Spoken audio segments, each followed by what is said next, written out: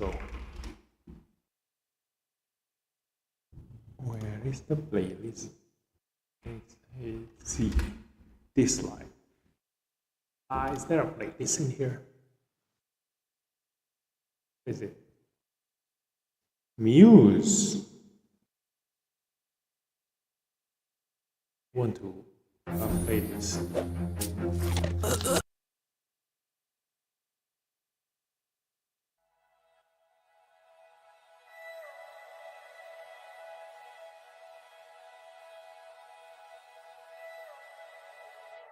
Hey.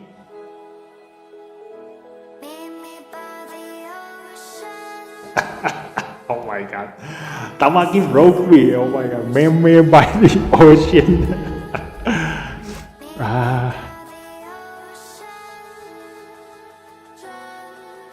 Yeah, this is not gonna be no playlist. Let's go.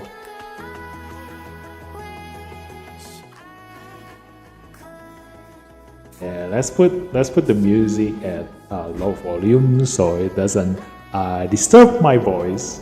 And let's go. Let's do this. Although I do want to see is my sound going out of the music at low volume? Okay. Yeah, the voice is in. So let's go. Let's take all this gift and welcome to the PTR program. Look at this. We have Anna, we have Mavis, we have MEI, and we have ARCHIBALD. And I don't want to see the captain ability. Anna is increase attack in point war and knockout by 40%. This is the same as Gaius. Nice. Mavis one. Oh my god.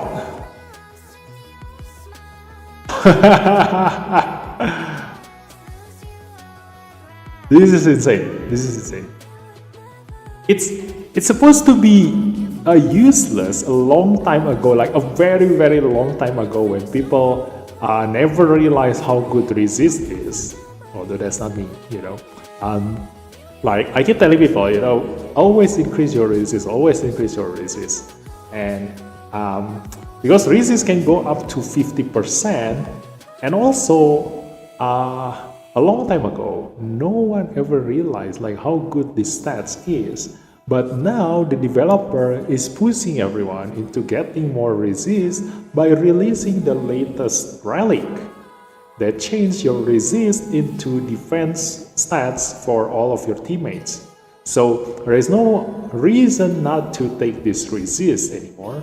So now with Mavis coming out here, I've already analyzed this yesterday, that you need to make your Mavis unkillable. And so this resist is going to help a lot, and also that means that you can give Mavis the, I think it's steadfast, right? Steadfast relic to change this resist into defense for all of her allies if you do use her as a captain. So yeah, looking at the stats, she has more HP and defense compared to her attack. So this is the same problem with Layla. So our analysis yesterday is on spot. She has a built-in critical damage. Like all of her attacks is going to inflict a critical hit, but she herself have a very low attack. So let's go and see the other ones. MEI.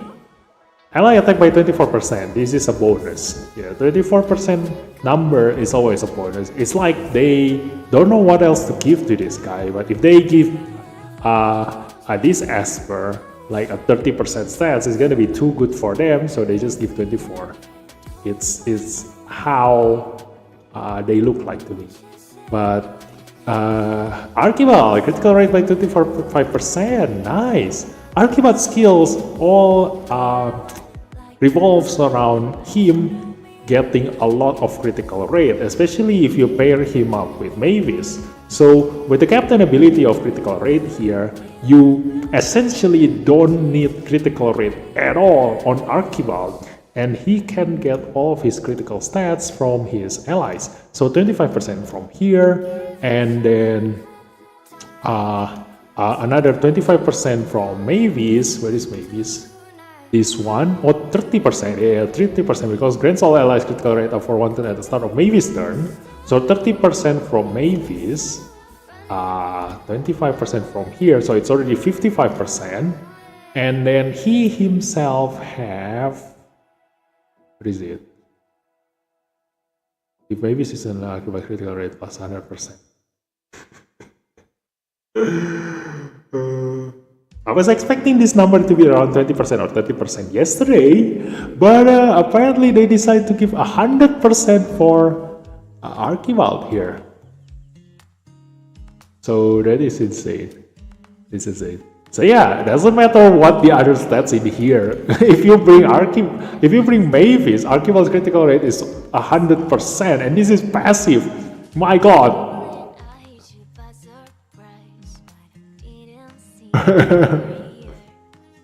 This is insane. This is insane. You can just build him full on critical damage. My God, we have another. So because he is built around critical damage and he is a multi-hit AoE esper, we're gonna compare him with Farah. So let's go do that. Yep. So we already seen everything. So let's just claim this.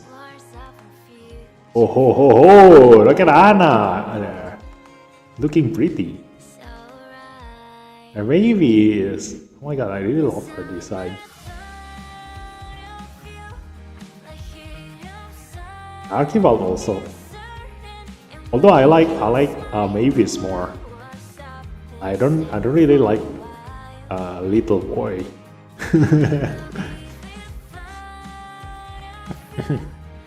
MEI, and there it is.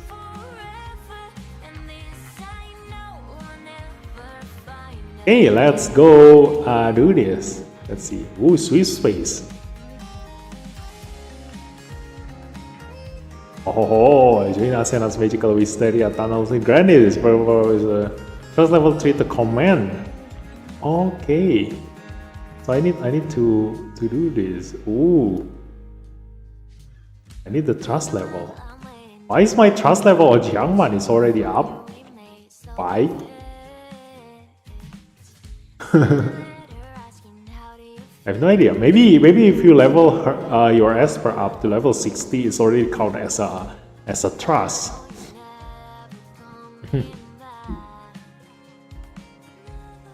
Yeah. So let's see what else is new. Like this one is definitely new. Everything in here is new, and the event, Autumn Blessing. Yeah, I can take all these.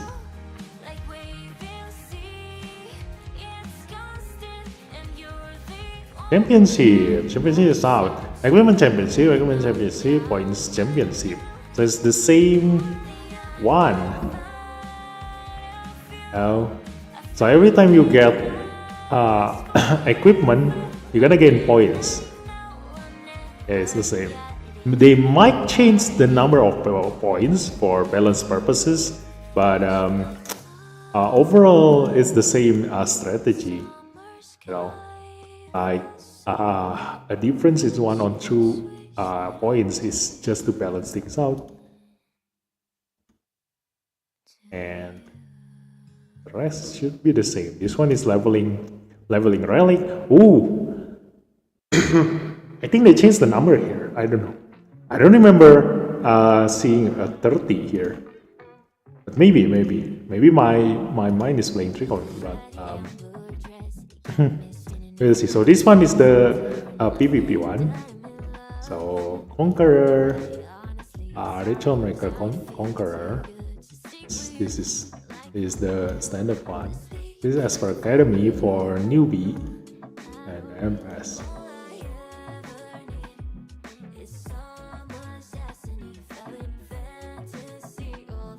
Yep, that's all. And the new one is that one, right? The PvP one. Go away. Go away! I don't want your packages. Hell. The knockout. Sign up starts in 12 hours. So we can only see the new knockout in 12 hours. So let's go to the esper straight away. Let's see, what is this? Oh yeah, this is the new content. Emblem of expertise, profile, careers. But this is the careers, yeah. Esper log, growth records. Oh yeah, that's why my Jiangman already have some certain level of trust, because she is the only one level 60. And ascension phase, visibility level, resonance phase, paths of experience. So yeah, this is gonna be the biggest obstacles for everyone playing Dislyte, max ability level. Because you cannot say that you trust your esper if you don't give them maximum abilimon, you know. So those who are using like, you know, esper like Ife or Hilda or any other, you know, useless espers that they deem useless, they're not gonna be able to specialize on them. Like probably the only one who ever maximized Ife's ability is just me.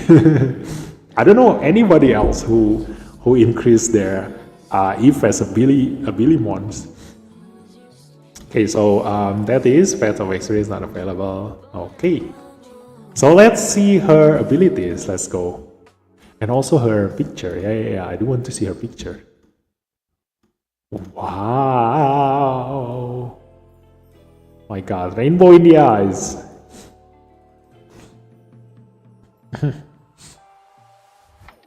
Nice. Oh yeah, what's the effect? Dealing damage with Heart of Flame restores HP equal to 50% damage. Yeah, Heart of Flame is the first skill, I think. Yeah. Because she plays around with counterattack, and her counterattack is the first ability. So she gonna keep on lifestealing with her first skill. And this is gonna stack if you give her Hades. If you give her Hades, is it still Hades? I think they still called Hades. I don't know. Let's see. Come on! I hate when they do that, like giving me packages that I want. Like, can I turn off that feature? I don't want your packages. Anyway, where is Anna? There's a bug here. Like, Anna is not a flow. Anna is a simmer. So yeah, that's definitely should be fixed on the release. Like, somebody else should have already noticed the Dislyte thing by now. It's gonna be on the Discord, because this is such an obvious bug. But let's see the equipment. What's the name? Forgot. This one, Nether, yes, not Hades, Nether relic, Nether equipment is gonna be really strong for Anna if you do have her Divinate, because her Divinate and the Nether relic is going to stack. I think the music is too loud, I think.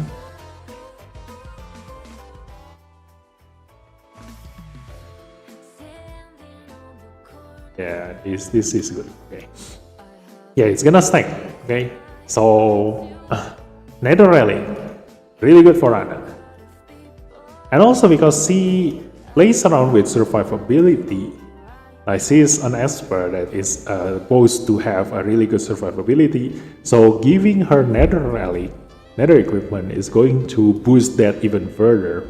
So let's go with the percentage number. Attacks one enemy, damage 80%. It can go up to 100%.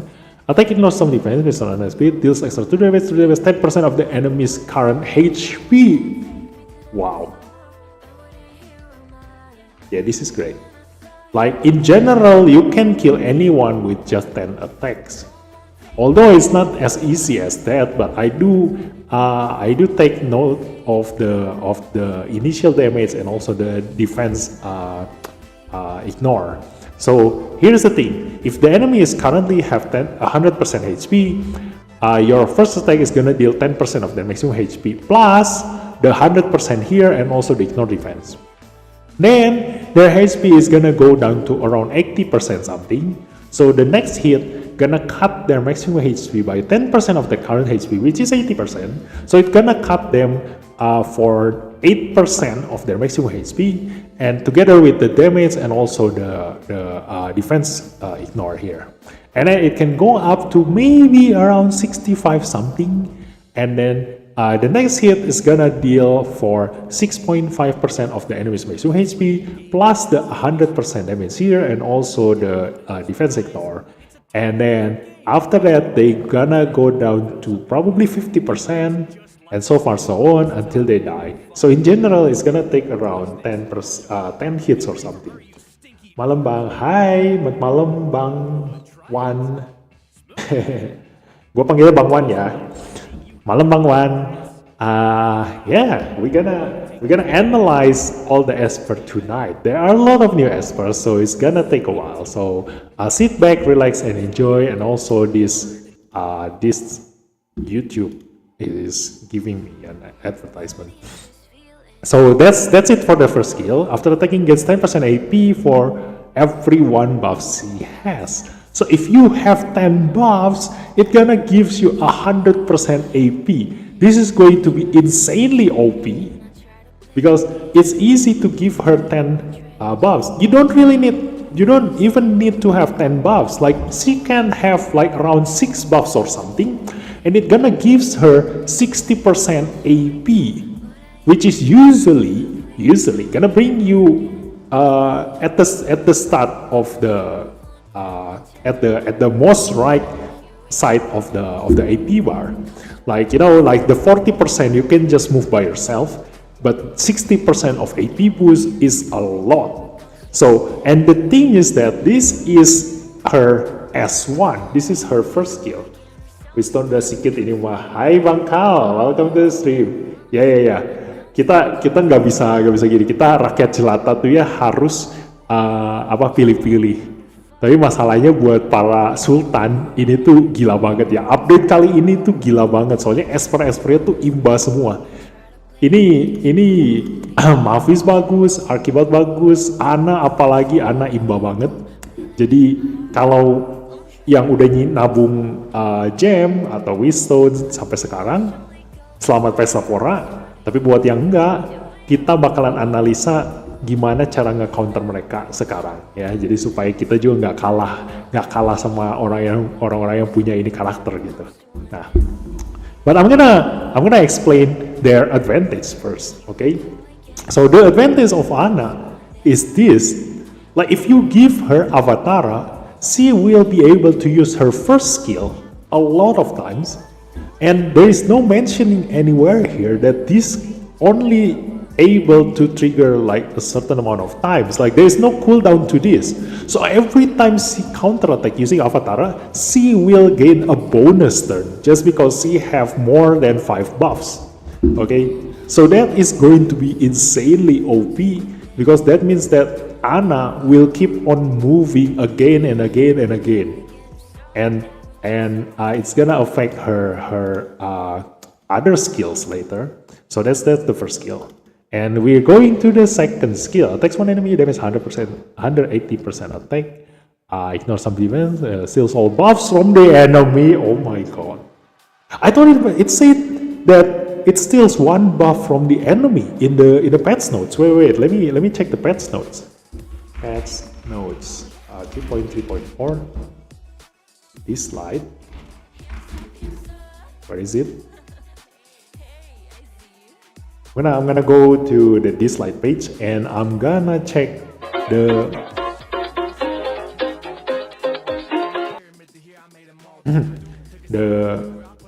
number in here. Let's see.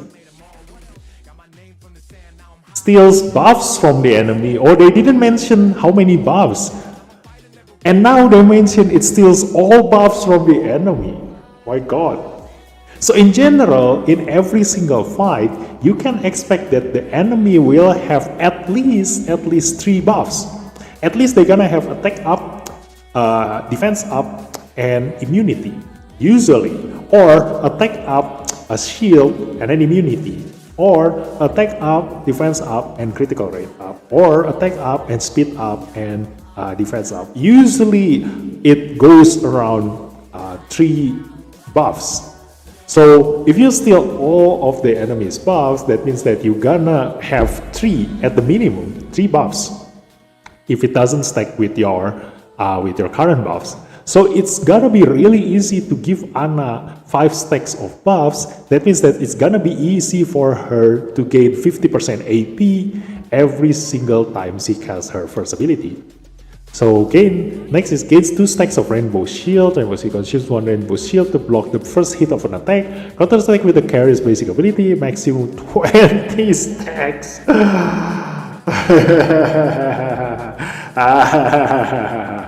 Lama-lama gue jadi gila ini ngebaca ini apa skill imba ini. 20 stacks, oh my god. Oh my god, if she keeps on getting turn over and over again, she might be able to reach this maximum 20 stacks, and that means that she will always reduce the enemy's first hit on her. So the only way you can kill her is to deal multi-hit attack on her. Like I've already mentioned this in my analysis video yesterday, that the best example of how OP Ana is, if you imagine Ana fighting against Jiang Juli. Jiang Juli only hit once, whether it comes from his third ability or from his first ability, he only hit once. So if he goes up against Ana, none of Jiang Juli's damage is going to deal any damage to Ana, because every single time he hits Ana, it's gonna get blocked. That is insane. If having at least 5 stacks of Rainbow Shield after casting an ability, performs a pursuit attack on the enemy with Heart of Flame.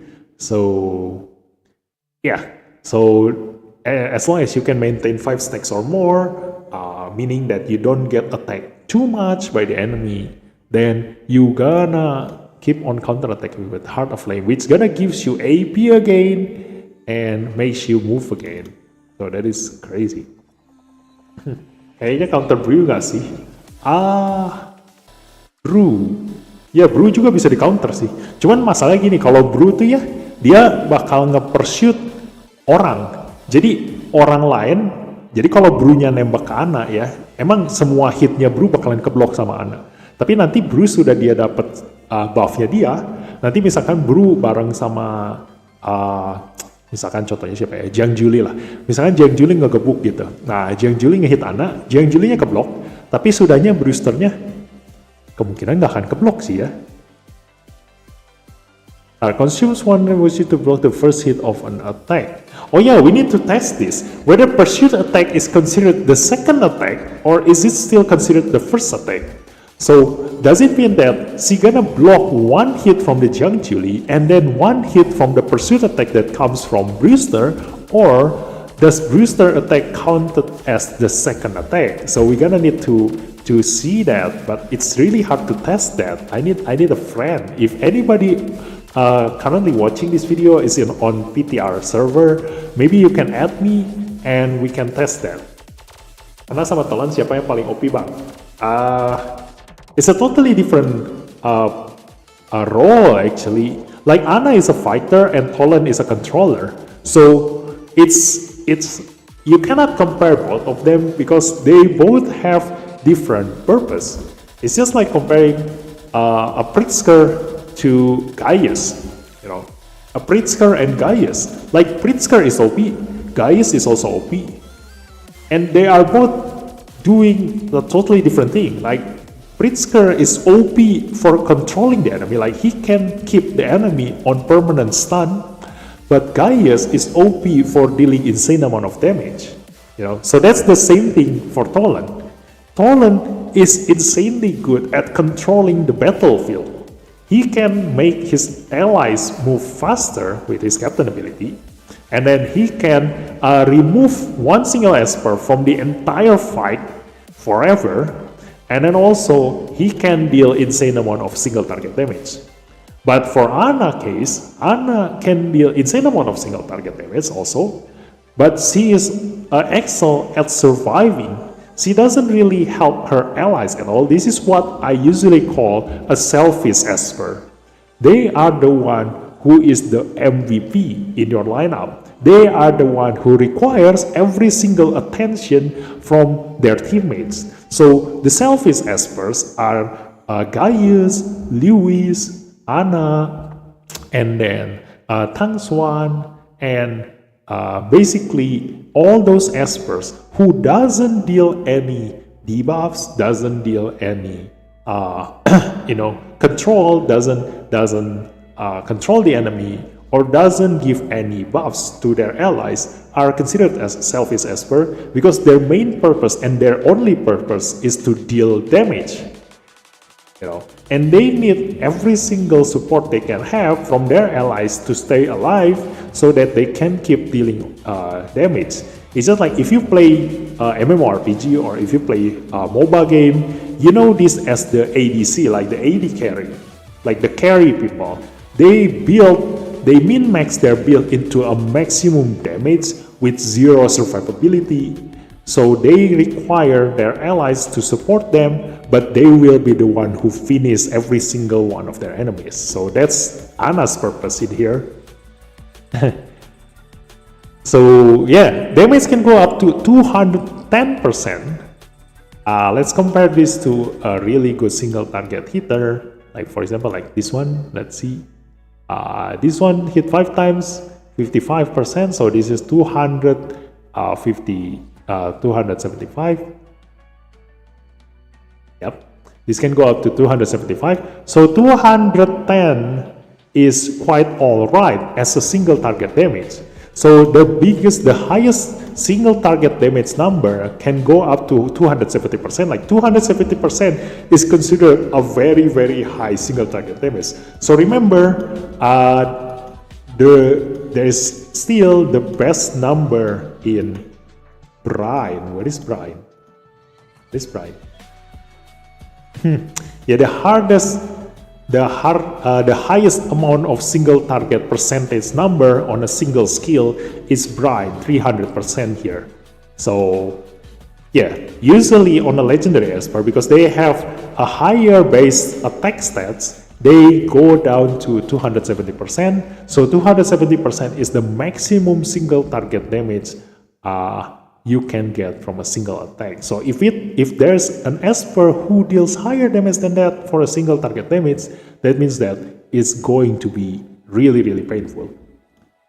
So Ana, 210%, still okay. Cooldown reduced by 1 turn. This cooldown is 3 turns, so that is great. Grants all allies critical damage up and immunity for 2 turns. Critical damage up 30%. Wow. That is nice. I think C is the only one who can give this critical damage up buffs, I think. Yeah, there is no other esper who can give this buff. Does any of you know any other esper that can give that? I think the only other one is probably Ethan. Where is Ethan? Oh yeah, I don't have Ethan in here. But Ethan 1 is not a buff. Like it's not a normal buff. It's a golden buff. Hey, wait. No. I think it's a silver buff, right? Yeah. It's not a normal buff. Like it's combined with other buff. Like it's a unique buff. So this is a new buff, a totally new buff, a critical damage up, and it can be removed. It can be dispelled. So be careful about that. So if you do want to survive fighting against Ana, do remember to remove this. Okay, because this is going to be really, really painful. And gains 5 stacks of Rainbow Shield. Then attacks one enemy, damage 240%. Oh my god, I just said this. Ana deal 300%. Wow. Oh my god. We have a winner here, guys. Oh my god, this is insane. We have a winner here, 300%. Wow. This is the hardest hitting single target damage skill in the game. And how much stats do you have? 320 to attack. Oh my god. Ana is OP. Ana is OP. So yeah, when you consider like who is more OP, like I will say Ana is more OP. But situational wise, you still do want to have Tolan because of this, the captain ability. Because Ana goes on full attack mode, like she is the very definition of a glass cannon, but she is not actually a glass cannon. Like she has a very strong survivability with the Rainbow Shield. But she is like a metal cannon. It's not a glass cannon, like a metal cannon. So it hits for 300% and ignores some defense based on Ana's speed. So this is going to be insanely strong.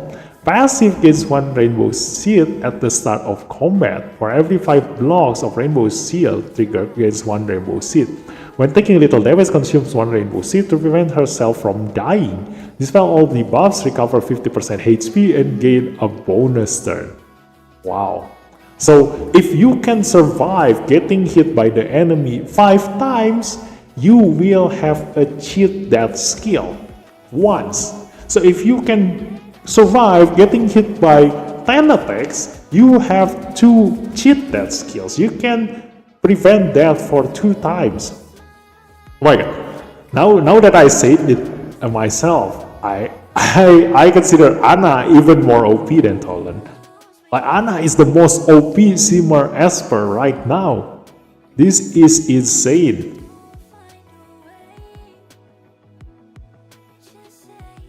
Yeah, this is insane. She is the strongest Esper right now. Full spectrum, while having Rainbow Shield counter attack with Rainbow Shield when a teammate takes a hit. Wait, what? Hey, there's a mistype here. How can you counter attack with Rainbow Shield? What the hell? It's supposed to be the first skill. Okay, let me take a hit. Trigger 1 times per turn. Okay, when attacking one in on turn, damage plus 15%. Wake Spring returns while having Rainbow Shield. Ana grants all allies 10% AP when taking a hit, triggers 1 times per turn.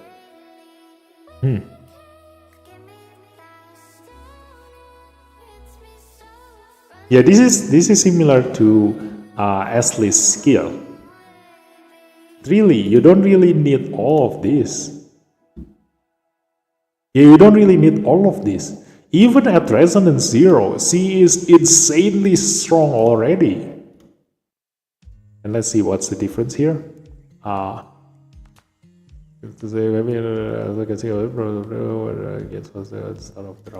is the difference? Oh yeah, the passive. Gains 5 stacks of Rainbow Shield at the start of a round. Yeah. Nice. So you can prevent that once, at least. If you can survive getting hit 5 times and trigger all 5 Rainbow Shield. And then you're gonna cast your 3rd skill, and you're gonna have another 5 Rainbow Shield. So if all of that Rainbow Shield get triggered too, and you still survive, you can have 2 Rainbow Shield, which is going to prevent that 2 times for you. Oh my god, Ana. Oh my god, she is OP, like beyond OP. This is beyond OP. And her Divinate is lifesteal. Oh my god, she is a word getting called Persephone. Like her goddess is Persephone. Like that really matches her strength. Okay, that's enough for Ana. So let's go with, or maybe we can try Ana first. Let's go.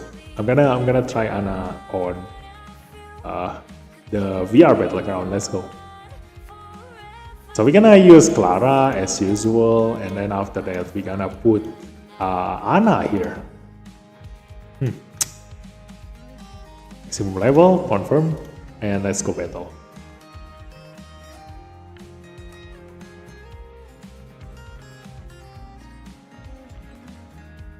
Ooh, look at that! Rainbow Shield! Wait, what? She already have Rainbow Shield at the beginning of the battle? Why did... Oh, gains 1 Rainbow Shield at the start of combat. Oh my god. Oh yeah. Now if I can block 5 attacks, she will get another Rainbow Shield. And after that, she gonna use... Oh my god, that's a counter attack. She gonna use the 3rd skill and gain another 5 stacks of the Rainbow Shield. Oh yeah, I forgot to turn on the music. Oh my god. That is insane. That is insane. That is without any equipment, guys. It reduced the enemy's HP by half.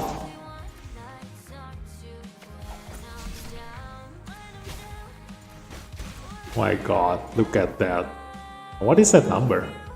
Oh, the 3 Rainbow Shield blocks. Okay, okay. My god, this is insane.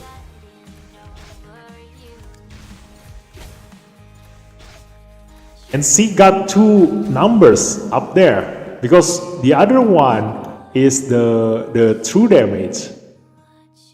So the first one is her actual damage and the second one is the true damage, and they're almost still the same number because of how much HP the enemy has. So sometimes if you fight in the Infinite Tower or any other PvE stage where the enemy have insane amount of HP, the second number will come out bigger than the first number. Like that. Okay, we already have 2 rainbow seed there. My god, how can we die like this? Let's go with the stronger enemy. Let's see. We're gonna try against a really strong enemy. Let's go. Yeah. Oh, okay. So the way to counter her is for you to disable her. Okay. So if you do want to stop Anna from, oh, look at that, that's the rainbow seed taking effect. So if you do want to stop Anna from doing all sorts of things to you, you need to disable her. And there it comes the Tolan. So still, like, no matter how strong an esper is, you still need a support. You still need a controller. Because if you cannot kill the enemy fast enough, you need to stop them from moving, and that's how you counter a DPS esper. You know, disable them. And what is the best disable if not to remove them entirely from the battle? Kayaknya bisa solo versus everybody. Yeah, we will see. Let's see. How long can we survive against this level 100 enemy? Let's go. Look at that. Every single attack get blocked by the rainbow shield.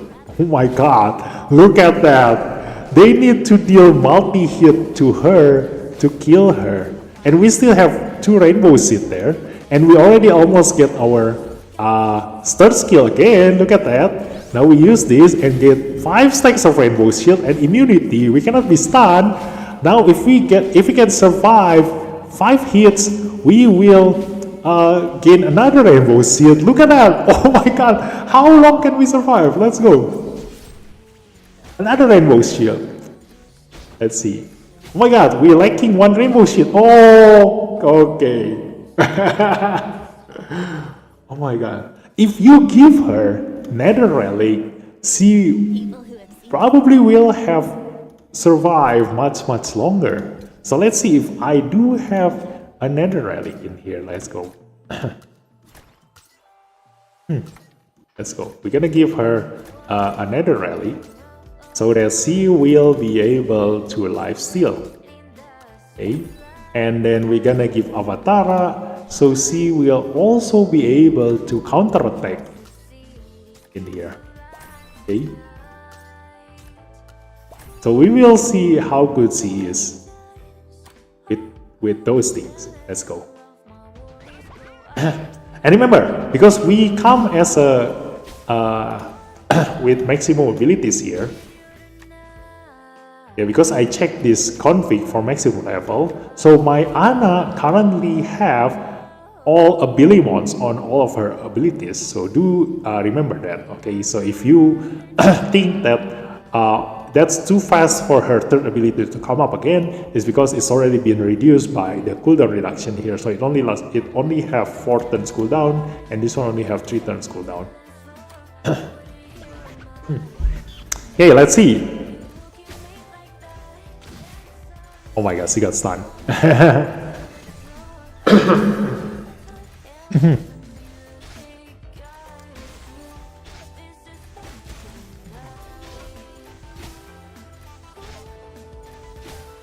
Look at that life steal. Oh my god. Look at that lifesteal! Oh my god!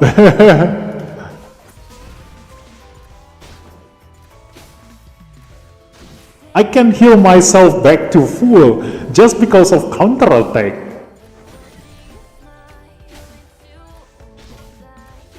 Look at that lifesteal, oh my god!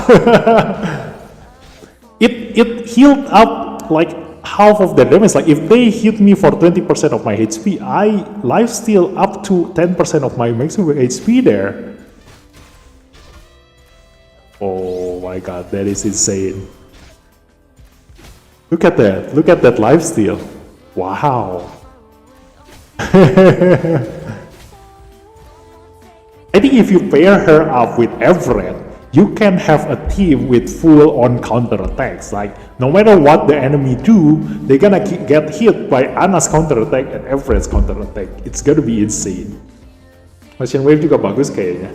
Ah yeah, if you have Ocean Waves, you can have the third skill up again and again, and it will be a really good source of Rainbow Shield, because if you can keep casting your third skill, it will give you 5 stacks of Rainbow Shield, and we already seen how great Rainbow Shield is to keeping us alive. Like just now we died because we didn't manage to cast our third skill in time, but if you do have Ocean Wave, we will be able to keep casting our third ability back to back. Yeah, like right now, I don't have my my Rainbow Shield, and we only need one more. Yeah, we only need one more Rainbow Shield to survive this. So maybe if we have Ocean Wave, we might stand a chance there. So let's try. Although you can trick that by bringing someone like Ahmed. You know, Ahmed have an ability to reduce team-wide ability cooldowns minus 1/3. So while healing, he can also reduce teammates cooldown. You can also use a Uday for sure. Uday will reset your skill entirely. Like one of your not one of your skill, I think it's all of your skill. Yeah, it will reset all of your skills entirely. Where is my Uday? There it is. So this is gonna reset your skill, but the thing is that you need her to be Resonance 6. You need to have her at Resonance 6 to do that. So I cannot test this in the PTR. You can also bring Anki Chai. Like Anki Chai can reduce your cooldown. All their ability cooldowns minus 1/3. So that can also help. But right now we're gonna try, because they all gonna die, so we're gonna try the Ocean Wave first. But you do get the point, right? Like right now, oh my god, I don't have any Ocean Waves. I don't have any Ocean Waves. Okay, so we're gonna test that. But let's see. Can I have Ahmed? Let's go with Ahmed. Like, because Ahmed can just keep on healing us, so I do want to have Ahmed to survive to be able to reduce our cooldown. So I'm gonna give him Avatara again. Let's go.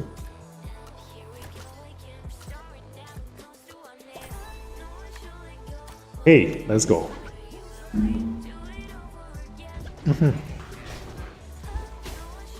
Yeah, she is the most OP esper right now in terms of damage dealer, because she cannot die. Like, it's really insanely hard to kill her because all of her buffs are golden buffs. You cannot remove them, so the only way you kill her is to multi-hit her. That's the only way to kill her. But it's quite easy right now because a lot of espers, all of the new espers are multi-hitters. So, and also you need to disable her, stun her. Okay, Nuxi ban. Yeah, Nuxi is really good at preventing Anna to get any turn at all. But still, if you hit Anna and she has a chance to counterattack, she will gain AP, which is gonna make her able to move.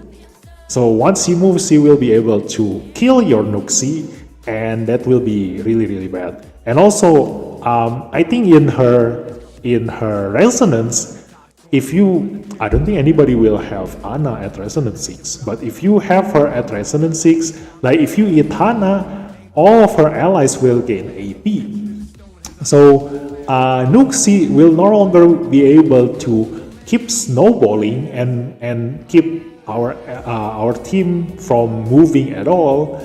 Somebody will eventually move, especially Ana herself, because look at this. This skill will give you 10% AP for every 1 buff she has.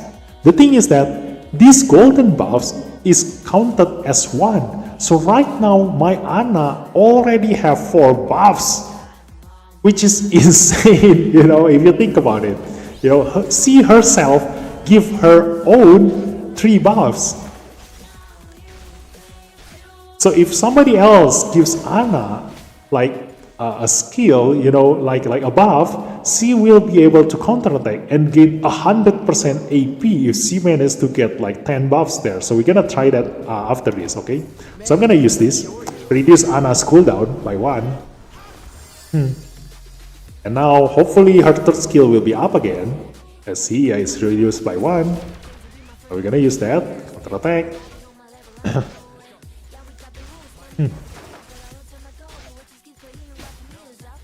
Let's see how much Rainbow Seed and Rainbow Shield we can stack with Ahmed here. And we're gonna do take notice of her AP here. So every time she moves and counterattack with her 1st skill, we do want to see how much this thing triggers, like how many times this triggers, because I noticed that sometimes this one triggers, sometimes it doesn't. So now we're gonna test what's the requirement for this to trigger. Let's go. Did that one die? There we go. It doesn't increase her AP. Look at that. See, it doesn't increase her AP. So maybe it can only trigger once every turn. So right now, she already reset her turn. This is her turn. Now she has 1 chance to gain AP. Look.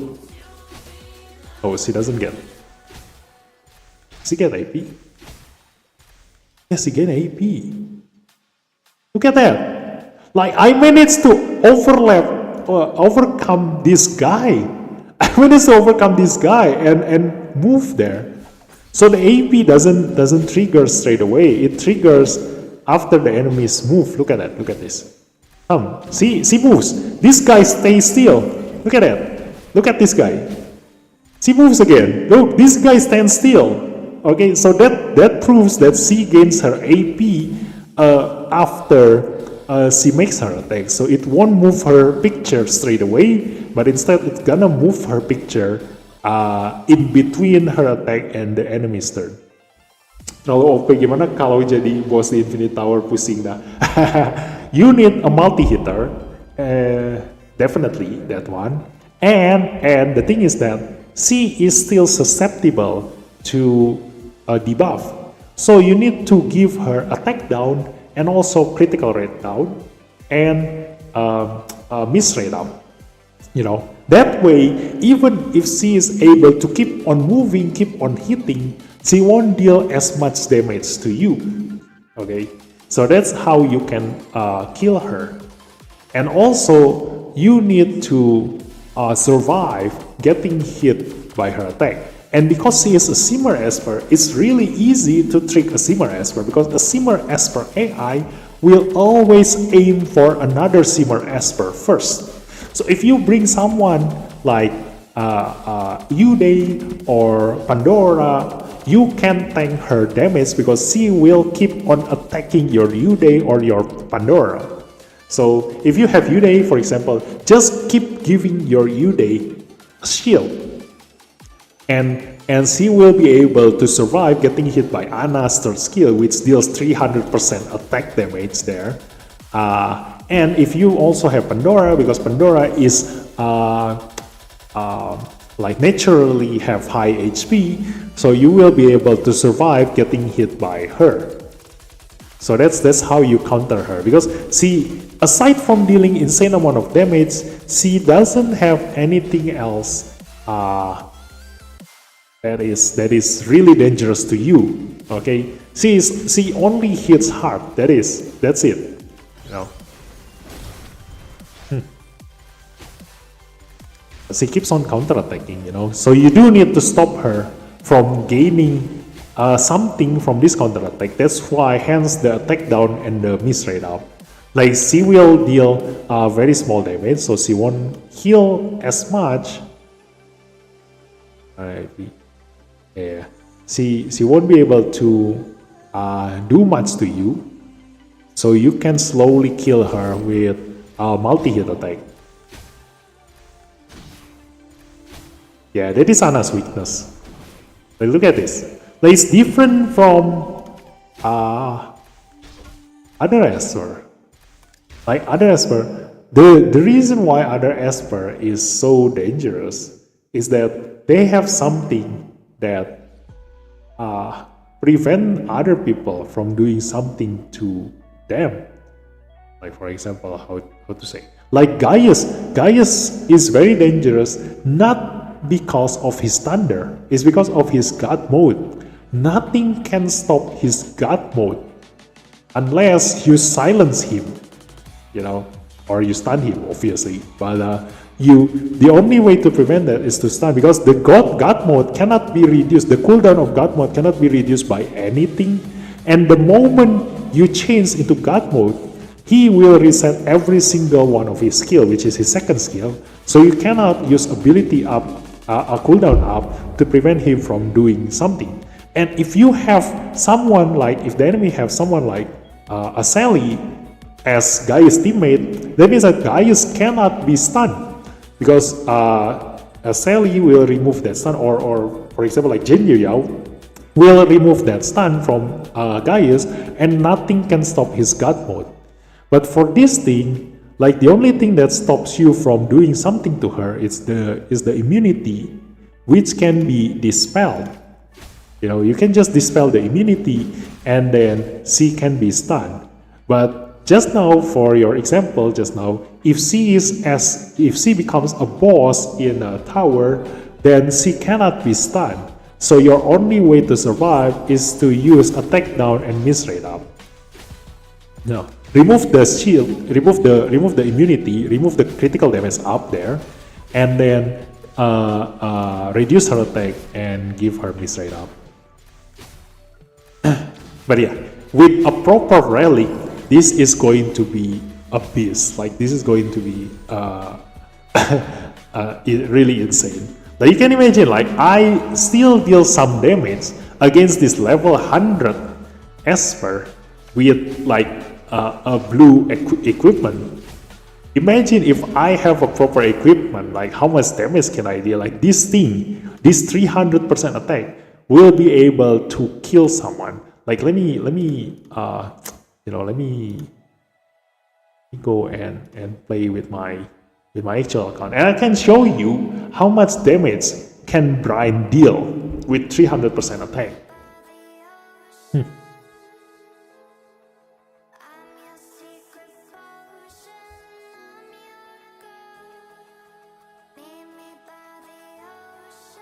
MEI body ocean.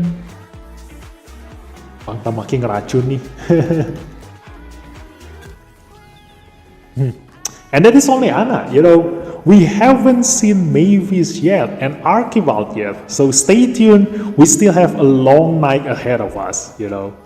It's gonna be a really complete test. Not really complete. Like, I don't have ocean waves. I don't have certain rally equipment. I don't have certain esper. I don't have resonance to test certain things. So yeah, but we can already analyze all those things and use other esper as example. Like, for right now, I'm using Brian as an example of how much damage a 300% attack can deal, and this is without any attack speed buff. So I'm gonna give her my bestest, strongest relic, which is on Intisar. Hey, so here's it. There it is. So I'll probably gonna use a Dahlia here. So I'm gonna give Dahlia the fastest rally so that we can move first, push everybody up, while also giving attack up and critical rate up. And I'm gonna give, yeah, might as well use an attack captain. So attack captain is this one. So let's go with that. Okay. So we will see how much damage a Brine can deal. Let's go. Wait, is my skill full? Let me check. Yeah, it's full. It's full. Okay, everything is full. Let's go. Okay, let's do this. AP up, another AP up. And look at this. I'm gonna hit this healer here at the back. And I'm gonna slow this down, okay? Let's see how much damage a 300% attack can deal. To level 100. Okay. 20,000. That is to level 100, guys. 20,000. Look at that. Let's see on the same level. They definitely gonna die. That is 20,000 to a level 100.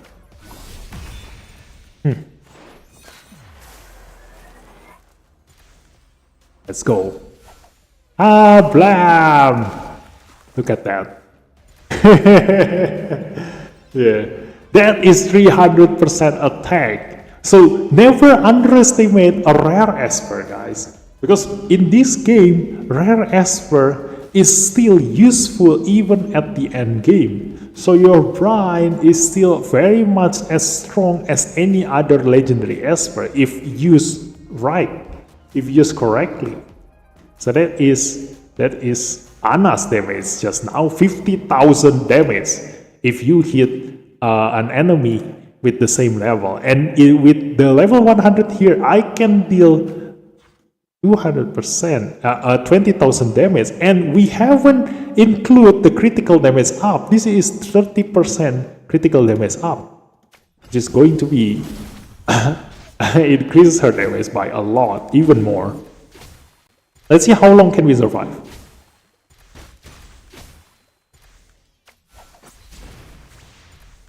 We've already survived this long, you know. With the help of Ahmed, we managed to stack up quite a lot of Rainbow Shield and Rainbow Seed at the start.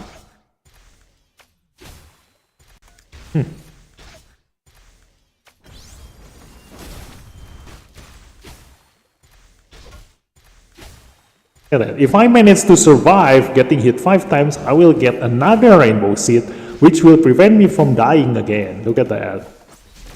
That is insane. And do take note, this is against a level 100 as a DPS. We don't have any heal, we don't have any defense up, we don't have any HP, we don't have any defense. And we can last that long. You can actually compare this with someone like Gaius. Let's go. I can see let me just give the same relic so you don't complain. I'm gonna give the same relic as Anna here, so you won't complain that Gaius is at a disadvantage. You know, if I give the same relic to Gaius,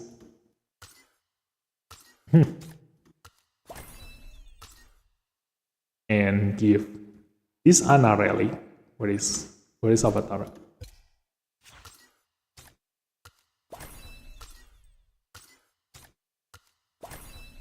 Okay, this is how long a Gaius can survive.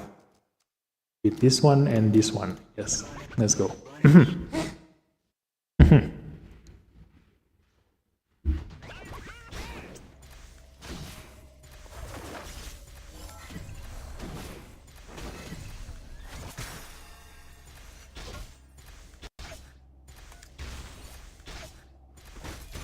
Nobody is hitting Gaius, what the hell? Look at that. This is how long a Gaius can survive. An actual DPS. That is how long an actual DPS can survive. A battle on his own. So now you can compare this with Ana. Like how long Ana lasts just now. Okay, so that's the end of Ana's text. I think you already get the point. Like Ana is insanely OP. Okay, so let's go to Mavis. Oh. Die. I want to see her picture first. Let's go. Ooh, this way.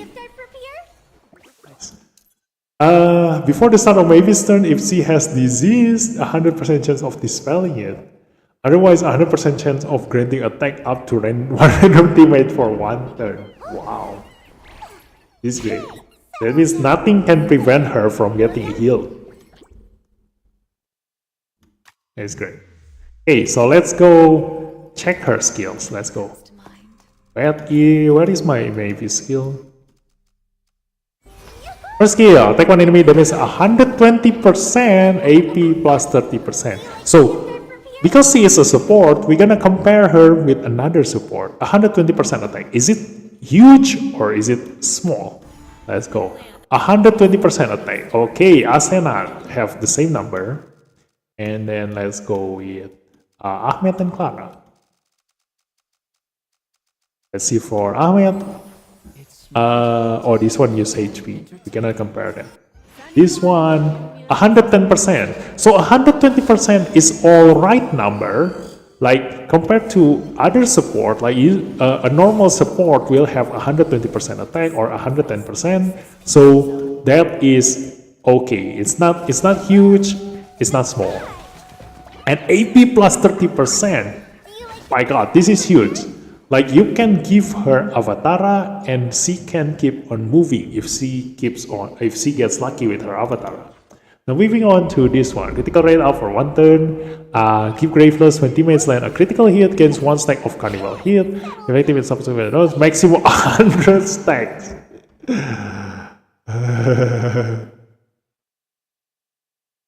How many damage do I get from 100 stack? If achievement is present, attacks all enemies for every 20 stacks reach. Damage 100% attack. This attack always lands a critical hit. Recovers HP for every 10 Carnival hit stacks on Mavis. Healing 10% makes your HP, maximum 50%.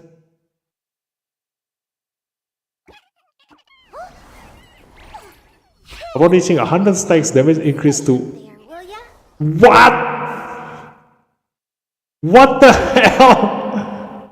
Is this true? What the hell is this? Oh my god. 999%? Hey, settle down. Stay up there, will ya? And heal up to 100% maximum HP. Are you serious? Is Dislyte going crazy with the number? Oh my god. Oh my god, this is insane. I still cannot believe this can go up to 999% attack. Like if you can manage to get 100 stacks, that means it's game over for the enemy because this is AoE damage. Yeah, wait. Attacks all enemies. Yeah, this is attacks all enemies. Operating damage increase to... Yeah, this thing attacks all enemies and it deals 999% attack. So if you can reach 100 stacks, it's game over for the enemy if your Mavis is built full critical damage because this always lands a critical hit.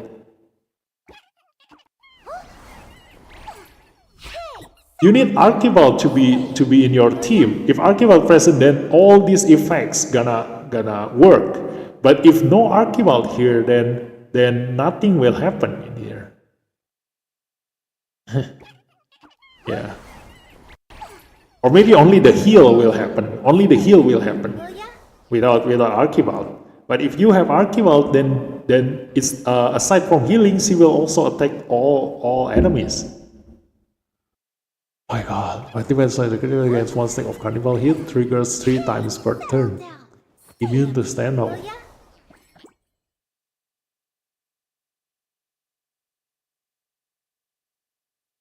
Triggers 3 times per turn, immune to standoff. Yeah, this is what I analyzed yesterday. You can only get 3 stacks of carnival hits per turn. Otherwise, if you have Valeria or Yunchuan or Brewster as your teammates, you can keep stacking carnival hit every single time they use pursuit attack, and so you can reach 100 stacks very easily. So without the limit, these stacks will be really fast to get, but with the limitation of 3 times per turn, that means that you want to have at least someone with pursuit attack that can deal critical damage, and you will get your quota of 3 stacks per turn of carnival hit. And once you gain to 100 stacks, that means you need at least 33 turns in order to reach 100 stacks. So if the battle hasn't finished by then, after 33 turns, that means that Mavis is going to end the game by herself. Oh my god, this is insane. Cannot be revived upon that, removes Graveless from teammates and grants the affected teammates soul parade for 2 turns. Where is the soul parade? It doesn't mention here. Graveless cannot be taken, be selected, take damage or be healed, speed minus 15%. So it's not really that much, but you will feel the effect. Because let's see the speed down. Where is speed down? In here, you have speed down in here. An eagle wouldn't tolerate a grain of sand in its eye. No, who can inflict speed down? Relax. The weak look back. This one. 30% speed. So if you already feel how speed down affects your AP, like if you get affected by speed down by the enemy, it feels like eternity until you can get your turn again. And this one reduces your speed by 15%. So you can definitely feel half the effect of a speed down with Graveless. So once your allies die, they will be slowed with half the effect of a speed down. Now the third skill, attacks all enemies, damage 100% attack, it goes up to 120%. Okay. This ability cannot be upgraded. There is no cooldown on the second skill. So that means that this Graveless will trigger every single time someone die. So what does it mean by her resonance? Like I remember her resonance reduced cooldown by 1 turn. Verlistrin teammates have Graveless as or Mavis. Once cooldown, what is 1? Once cooldown minus 1 turn. What the hell is 1? I think I restyped this again. This is supposed to be the third skill. Because her first skill doesn't have a cooldown, her passive also doesn't have a cooldown, so it can only be the third skill. So the third skill cooldown minus 1 turn. And because her third skill, it cannot be reduced, the cooldown cannot be reduced by Abilimon, that means that you need to rely on her, on that resonance to effect to reduce the cooldown of this. Otherwise, you definitely need your Uday for her, because 5 turn cooldown is long. Okay, so when I analyzed yesterday, I mentioned that if this is 4 turns, that means that you have a chance to reduce the get the Graveless and Soul Parade back to back with the help of Ahmed, Anki-Chai, and Ocean Waves. So, like for example, like just now we already tested Anna. Anna have cooldown of 5 turns. We reduce this by Abilimon to 1 turn, so it goes to 4 turns. And we use Ahmed just now to help, and it does help for her to get the Rainbow Shield and Rainbow Shield stack for a couple of early turns until Ahmed died. So this one, because she cannot reduce this by Abilimon, so this is going to be troublesome. So the only way you can get her to cast Graveless and Soul Parade back to back is to bring Uday together with Mavis. Stay up there, will ya? If only she has Fortune's cooldown here, then we can use the same combo just like we used with Anna just now. But no, the developer knew that, and they prevent her from getting this cooldown reduced. So Seer and Speed Down, I already mentioned this yesterday. Seer is really good to have. There are not many Esper who can inflict AoE Seer, so she is a really good support just because of this Seer alone. Remove Graveless from teammates, grant Soul Parade to the affected teammates for 2 turns. And Soul Parade critical damage plus 90%! My god! My god, this is all insane. Jadi berbahagialah Anda yang nyimpen Wisdom ya sekarang. Bagi Anda semua yang udah nyimpen Wisdom sampai sekarang, berbahagialah Anda karena semua Esper kali ini imba. Oh my god. For those of you who hoard your Wisdom up until now, be really grateful because every single Esper that comes out right now are all OP. Oh my god, 90% critical damage if they die.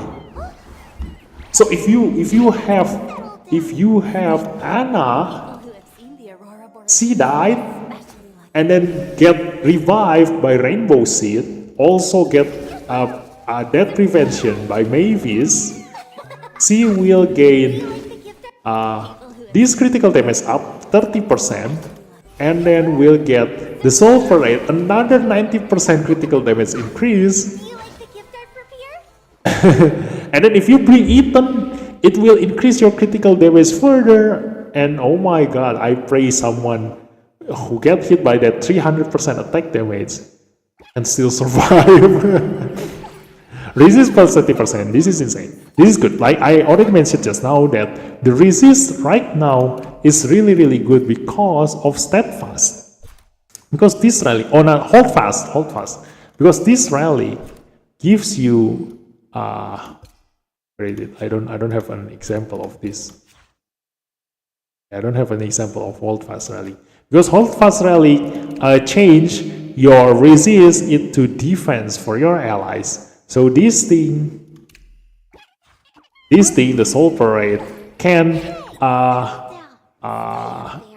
like increase your defense even further. Like for example, if you have all 5 Espers in your lineup, having hold fast all of them, that means that if they die at the same time, every single one of them will increase their resist by 30%. That means that you will gain 30%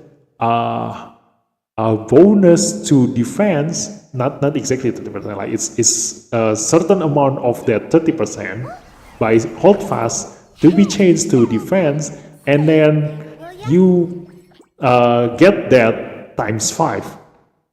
Cannot take damage or be healed if Mavis is alive when this effect is fired, it turns into Graveless. Otherwise, all buffs on the carrier are clear and the carrier takes 2 damage, 100% of HP, won't be replaced upon repeated acquisition. Okay. Yeah, this is new. They added this because they knew if you die by wait. Won't be replaced upon repeated acquisition.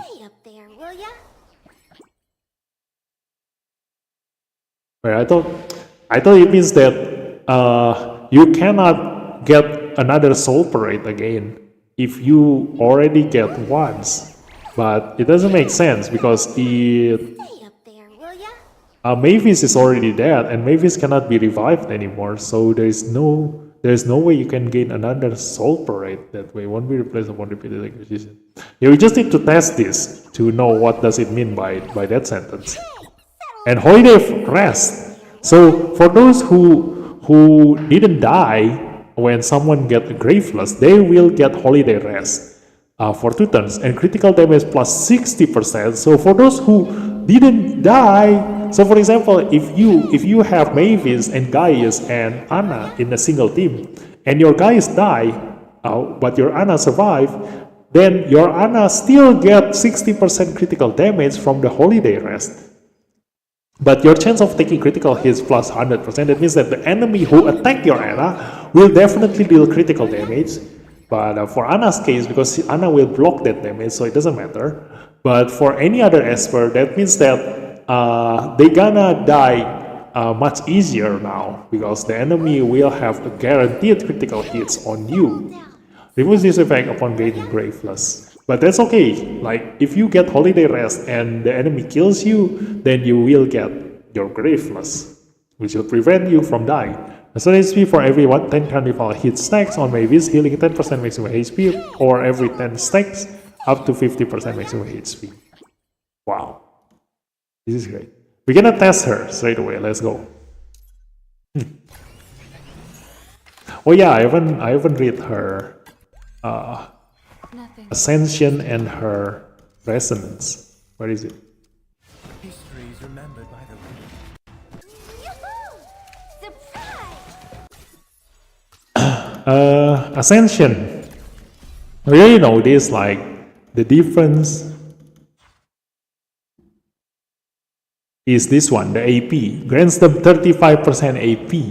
Nice. Skillful grants them 35% AP. So if they get Soul Parade, they will get 35% AP.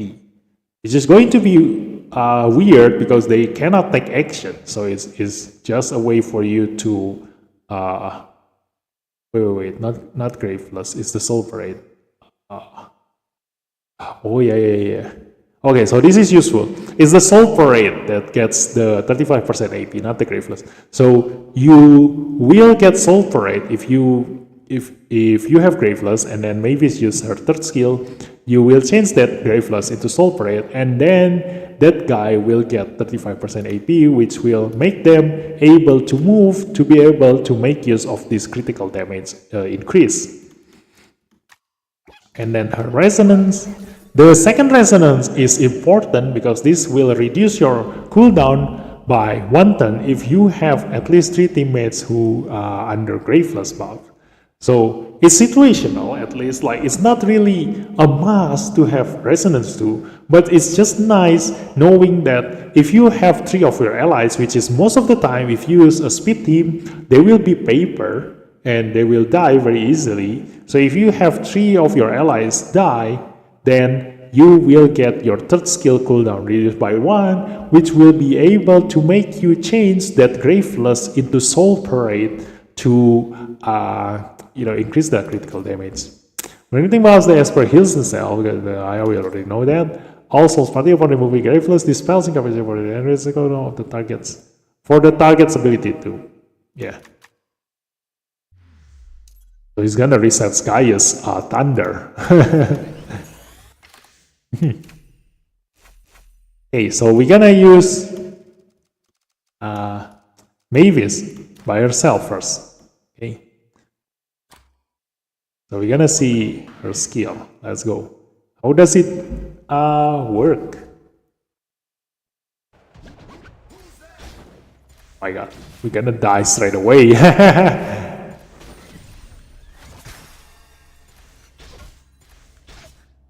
AC die. Yeah, we need to reduce the enemy's level. And also, I do want to bring Abigail, because I do want to see if it really that Mavis cannot be resurrected. So let's go with level 60. Because we all support, so we don't really need them to kill us. For now. Okay, so let's let Mavis move, and let's do this. Oh my god, that is so cute.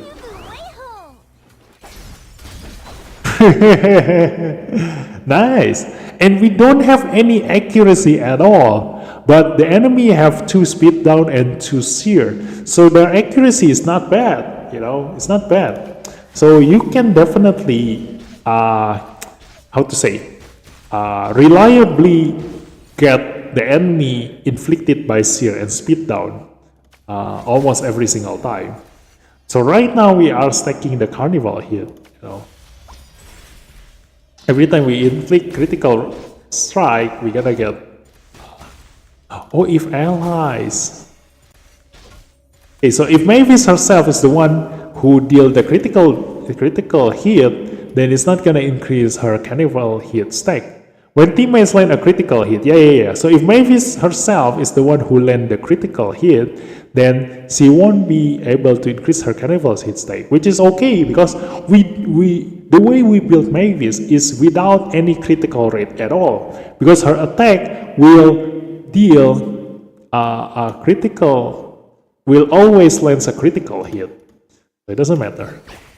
She won't be able to deal a critical hit anyway.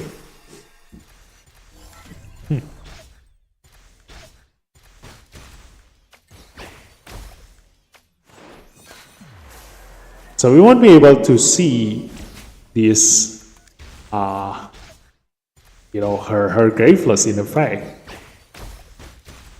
We're gonna need a stronger enemy and also a weaker esper. So let's go bring someone who is weak, probably Gaius. And I do want to see her interaction with Oli. Like if someone die, which is gonna trigger first, her Graveless or Oli's passive? So let's do that. Oh, we need a stronger enemy. Let's go. So I'm gonna go with level 80, I guess. Level 80 should be fine. Wait, where's the music? Continue watching. Okay, don't die, Mavis, don't die. You are the only one who is not supposed to die. Okay. Give shield. Okay. Ablam. So look at that. We have the... Oh my god, they don't need... Okay. So the thing is with her third skill is that the Holiday Rest doesn't require your allies to chase Graveless from Soul Parade. Oh my god, this is insane. So the critical damage increase plus 60% is going to happen no matter what. You don't need someone dying for this to happen. Like the way the sentence say it here is that removes Graveless from teammates, grants Soul Parade to the affected teammates, grants Holiday Rest to the rest of the teammates. So I thought that this Holiday Rest will happen to those who didn't die. To those who didn't change the Graveless to Soul Parade. So you need Graveless on someone, change it to Soul Parade, and then the rest of the teammates will have Holiday Rest. That is wrong. You will get the Holiday Rest even if no one gets affected by Graveless. So that means that her critical damage increase plus 60% here is really OP because this is undispellable. So you will definitely need Mavis in your lineup because this will increase the damage of your Gaius for sure. Oh my god, look at it. Imagine Gaius with this buff. And you can imagine this further with your Ana. If you have Ana and she gives the critical damage buff to herself, she will be able to deal insane amount of damage. Look at this. This is going to hurt. Look at that! Oh my god! That is hurt considering that we don't have a proper relic.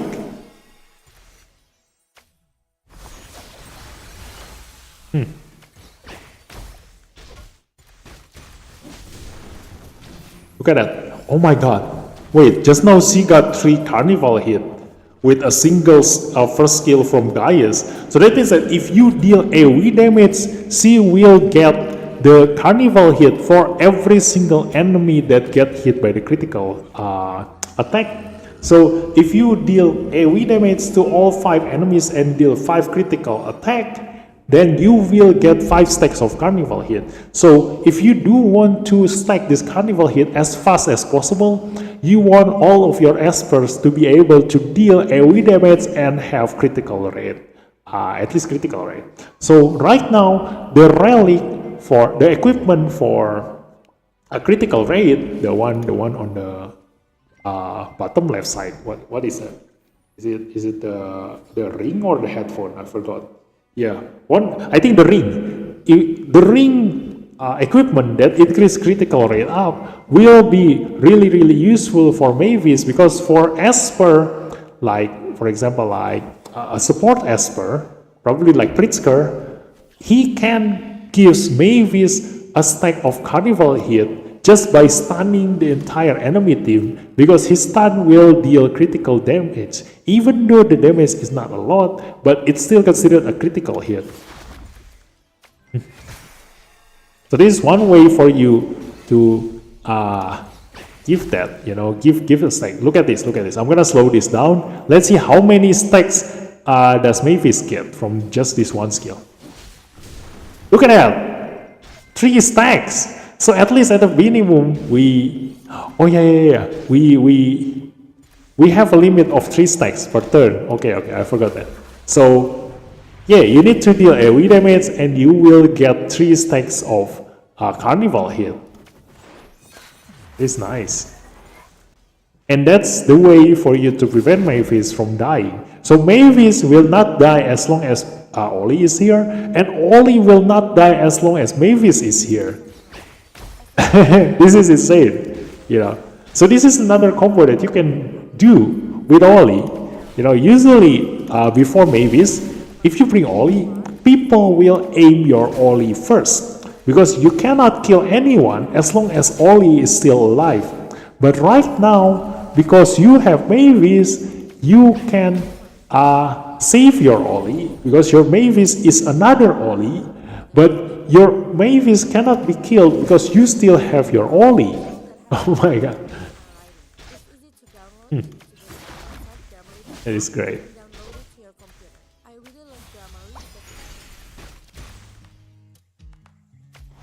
Okay, let's use this. Kablam! Another holiday rest for everyone.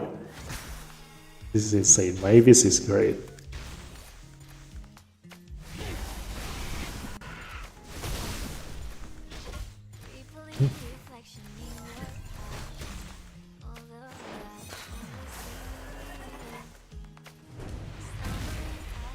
Yeah, let's just auto this.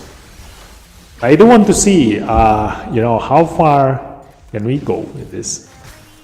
I think I need to increase their level to 100 for Mavis to die with this team. But we can already see that Oli will prevent that for Mavis at least. But I do want to see if they kill my Gaius, like who will step up first? Will it be Mavis or will it be Oli?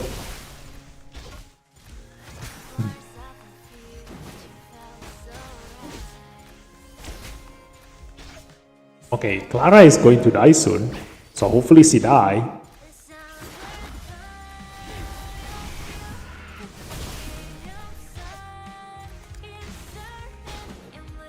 Oh, there it is! Oh my god, that's so cute! That's the Graveless! Nothing is in selected tech damage or be healed. That's the Graveless! But if enemy bring Nua, their synchronized skill won't happen, right? Huh? What do you mean? What synchronized skill?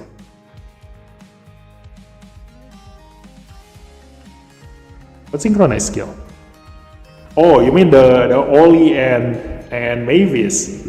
Yeah, Oli's skill will get their cooldown up, but Mavis Graveless is passive, So she can prevent Oli from helping Mavis, but Mavis herself will still be able to give Graveless to her allies because this passive doesn't have any cooldown. So Nua's cooldown up will not affect Mavis at all. That's why Mavis is stronger in terms of death prevention compared to Oli, because it can affect every single one of her allies, and also nothing can stop this because this has no cooldown. This is a golden buff, and nothing can stop this Graveless. As long as Mavis is alive, none of her allies can die. Look at this. This is between Oli and Mavis. Yeah. But buff still goes in. Guys. So if you have allies on Graveless, He cannot take action, be selected, take damage, or be healed, but you can still give them shield. So you can still help them by giving them shield. You know, I was gonna say you can give them regeneration, but they cannot be healed, so it's still useless. But shield is not considered a heal, so you can use shield to help them survive on the next turn. But look at this, Oli is there. It's not his turn yet, so I do want to see. Ooh, look at that, Oli gain AP. Oh, he changed his Graveless just now. Yeah. We used Mavis' third skill just now, and Oli got his AP pushed up by 35% just now and changed his Graveless to Soul Parade. And now, because he is no longer on Graveless, he can take action. Just now he cannot take action, but now he get out from his grave, and now he is on Soul Parade now. Look at this. This is the effect of Soul Parade. And with the Soul Parade up, you have critical damage plus 90% and resist plus 30%. So if Mavis is alive and this effect expires, it turns into Graveless, and this lasts for 2 turns. So you will have this effect for 2 turns. If you used up those 2 turns, you will go back into a grave. Let's do this. Look at that. Let's see. And he cannot take damage. Look at that. Oh my god. Nothing can kill you. Oh my god. This is OP. This is a golden buff, guys. Remember, you cannot take damage or be healed, but you can still have shield, so that will help you at least. If Soul Parade is gone, at least you still have your shield. If your shield lasts longer than the Soul Parade, so right now the shield is useless because it's at the same 1 turn as Soul Parade. But if you have shield at 2 turns and Soul Parade at 1 turn, that means that once Soul Parade is gone, you will be on shield. But it doesn't matter, because when Soul Parade expires, you will go back into Graveless, which also makes you immune to any damage. So nothing can kill this guy as long as Mavis is alive.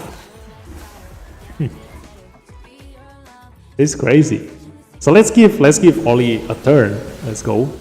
Yeah. So I do want to see if he goes back to his grave. Let's go. He goes back to his grave. But look at that damage just now. My Oli doesn't have a proper relic, and his damage is already at 7,000 there. So that's a lot.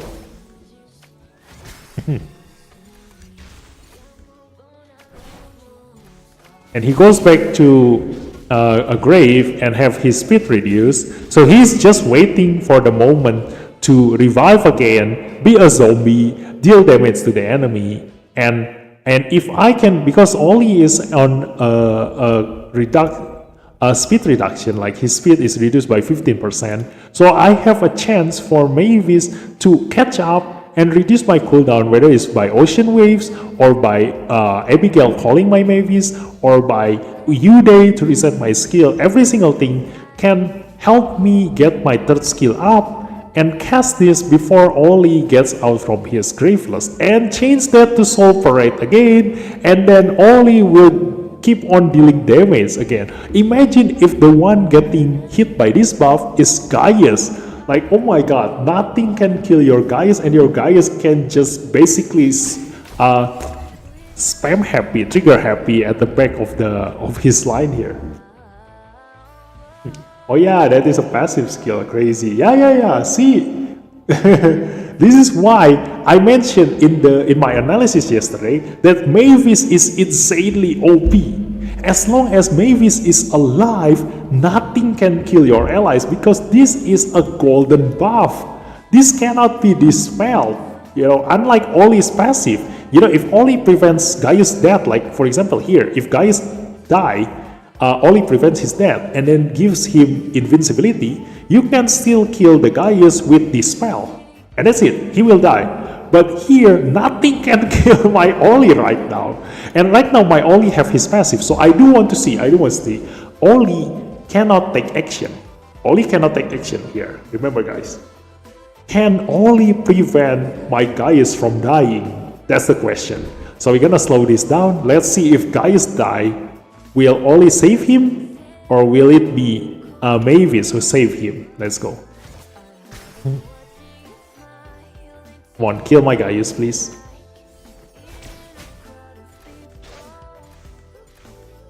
Kill my Gaius faster. Oh my god.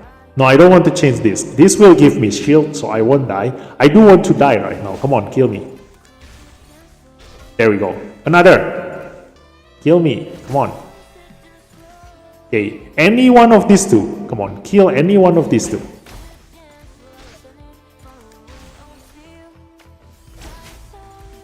There we go, Graveless. So Oli really cannot take action. Is either that, or maybe Mavis' skill take priority over Oli's passive. So we cannot know if we don't test this even further. So just now we already see that Graveless can affect two people at once. Look at this. They are on their grave. They are in their graves, waiting to come out to deal damage to the enemy. Look at that. So build your Mavis as a tank, pure tank. You can build her as a pure tank, or you can build her as a full critical damage esper and hope to reach this 100 carnival hit stacks and end the game by herself. 999% attack here, guys. That is insane. Hey everyone, welcome to the Archibald show. Hi SD, welcome to the stream. So, oh yeah, we haven't used Archibald here too. So we we still haven't seen the interaction. Yeah, we cannot. Oh, we cannot see the 100 stacks damage here. Okay, so I do want to see, like, we haven't taken notice of the carnival stack here. The carnival hit. We'll see be able to heal herself every 10 stacks here. Okay, so let's go. So I'm gonna do this.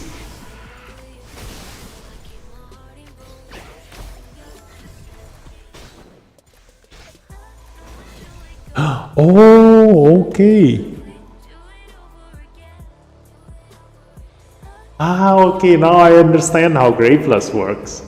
Okay, so yesterday I thought that if you have Graveless and then it's your esper turn to move, then Graveless will be lost and then you will be without Graveless and someone can kill you. So that's why you need your Mavis to be able to change your Graveless to Soul Parade before Graveless duration is gone. But apparently Graveless doesn't have a duration. So your dead allies will be in their grave permanently, like this one. Your allies will be in their graves permanently. They are not gone, and they are just waiting for their time to be revived by Mavis' third skill. So if you can get this third skill cooldown reduced by Ocean Wave or U-Day, you basically can keep your dead teammates alive more often, and not only every 5 turns. They come out for 2 turns. You know, in normal way, you need to wait 5 turns, and then your dead allies will come out for 2 turns, deal damage for 2 turns, and then go back to sleep. Yeah, we're gonna call it a sleep now. You know. Wow, so she can protect more than 1 teammates in Resonance 0. Yeah. She is really insanely useful even at Resonance 0. So she is really worth your Wisdom. If you do want her, she already worth so much even at Resonance 0. She doesn't, like I said just now, she doesn't really need her Resonance 2. Her Resonance 2 reduce her third skill by 1 turn if you have at least 3 allies who die. Okay, so I can already guess from the interaction with Graveless right now, you don't need them to die at the same time. As long as 3 of your allies die and you have 3 graves, that means that you have a permanent cooldown reduction of 1 turn for your third skill. I think that's how they make Mavis Resonance 2 works, I think. Because if I were a game developer, that's how I'm gonna do this. Because Mavis cooldown cannot be reduced by a Billimon, so her Resonance 2 will reduce this cooldown by 1 turn, just like a Billimon do, if you have 3 dead allies on the field. Now I'm gonna change the dead allies with the soul parade. They come up to life, but because they cannot be damaged, nothing can kill them, nothing can stop them. But they can still be debuffed. So you do want to, oh my god, 3 graves now. Clara is also dead. So let's see. Here's another test. Can I resurrect Clara while under the protection of Graveless? Okay.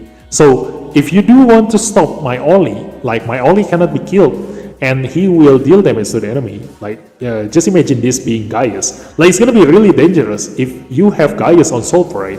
Soul Parade give Gaius 90% critical damage increase and he cannot be damaged, so you cannot kill Gaius, but you can still stun them. So you need to stun them. That's why Controller Esper is much more valuable right now. The way to kill Anna is by controlling her. The way to kill Mavis also is by controlling her allies who get resurrected by Soul Parade. So now we're gonna press this.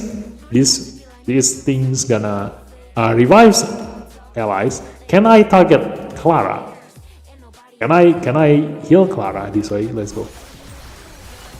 Nope. So that's the disadvantage of Mavis. And look at that. Even though Oli is already dead and he is on Soul Parade, he can still use his passive. So my Mavis can still stay alive with Oli already die here. Look at that. Oh my god. But the disadvantage is that I cannot revive them with Abigail. So that's pros and cons, Pros and cons. Bringing Mavis will keep your allies on their grave. So she cannot be stacked with Abigail. She cannot pair up with Abigail. She herself cannot be revived, and her allies who die cannot be revived either. So the best combo for Mavis is right now is with Oli. They both can prevent the death of each other.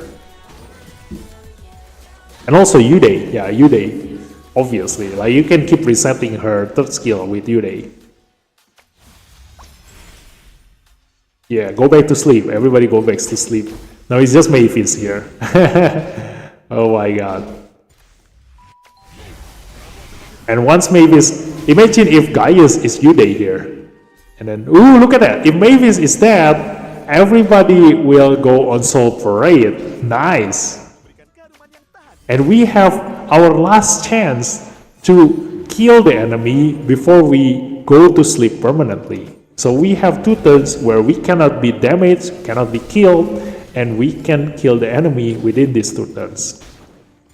So this is just like in League of Legends or in Dota. This is just like Sion and Skeleton King. So Clara is really dead now, Abigail is really dead now, and then Oli is also gonna die soon after this.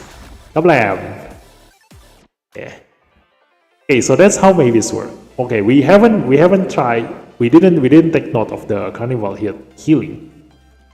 And I'm gonna try this again, but without with probably less allies now. Let's see. I do want to see at 10 stacks whether she gonna heal herself or not. I forgot to check her heal there just now. 3 stacks. Another 3 stacks. Another 3 stacks.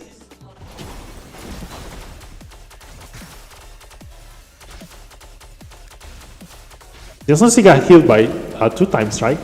Wait.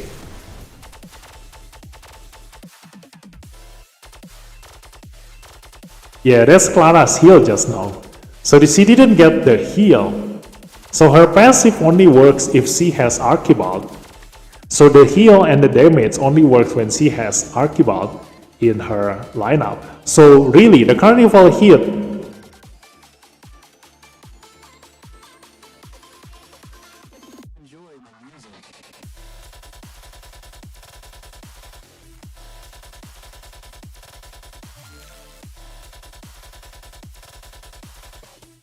Oh, up to 100% maximum HP. So you do need to increase your HP and then attack and also critical damage. It's gonna be really hard to build this. Okay, let's go with Archibald now. Let's learn about Archibald. Nothing really comes to mind. Where's Archibald? Let's leave at once. Hey, we're gonna read Archibald's skill. Let's go. What if he in team with Hyde or Jiangjulie? Is he gonna make them on their grave first or Hyde and Jiangjulie passive go first? Ah, yeah, that's a good question. So let's go with that first. Let's go with Hyde and let's go with Jiangjulie. Where is Hyde? That is Hyde. And then Jiangjulie. Let's go. You're gonna die. Let's go. Hopefully they attack them first. Okay.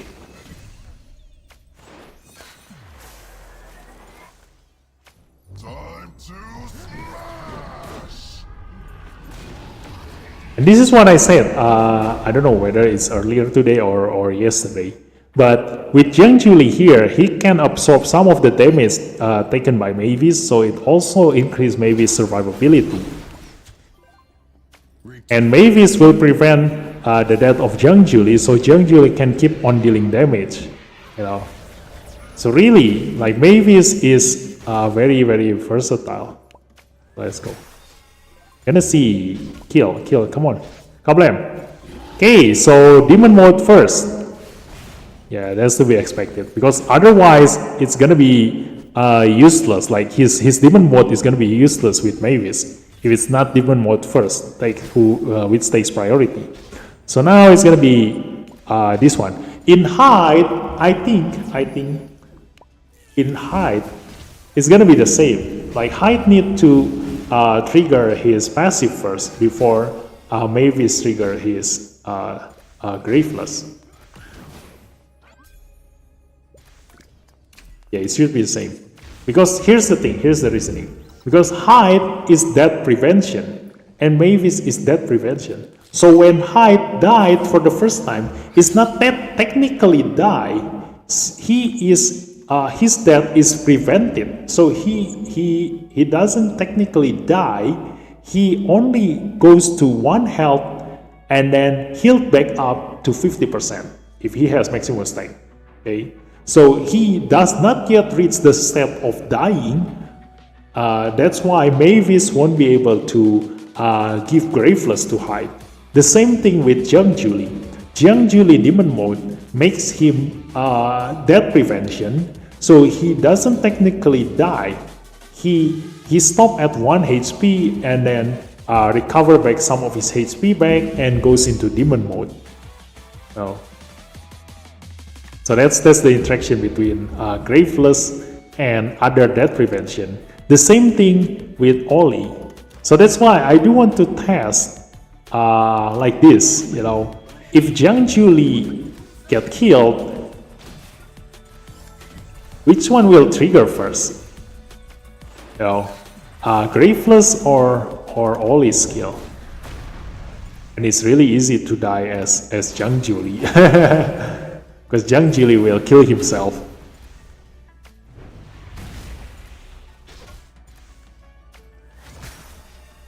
Oh, sorry, I forgot Hyde can't get buff, right? Or demon mode first. Yeah, demon mode first now. Let's see what's next. Oh yeah, Hyde cannot get buff. Yeah. True. So he won't be affected by the Graveless. Yeah, that's right. I forgot.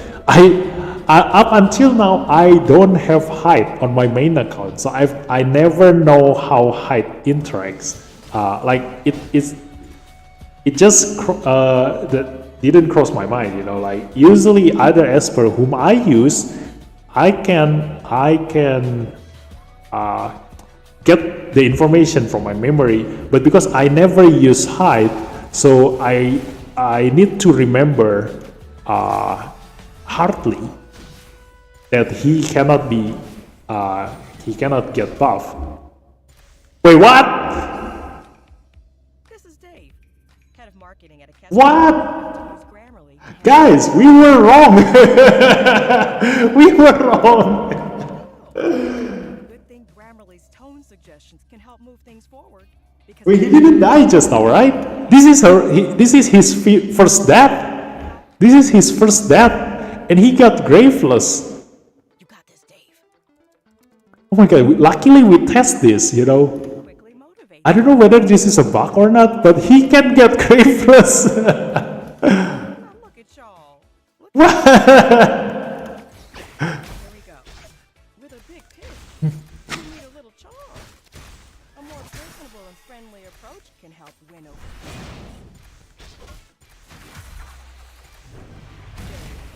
Did the right tone just convince them to buy? Wait. I do want to use her third skill. Let's see. It's a hit. Yeah. Look at that. Hide also afraid. Oh my god. But I don't know whether that's his first death or not. Like did he trigger his passive first? Success. Or that was his first death? Okay.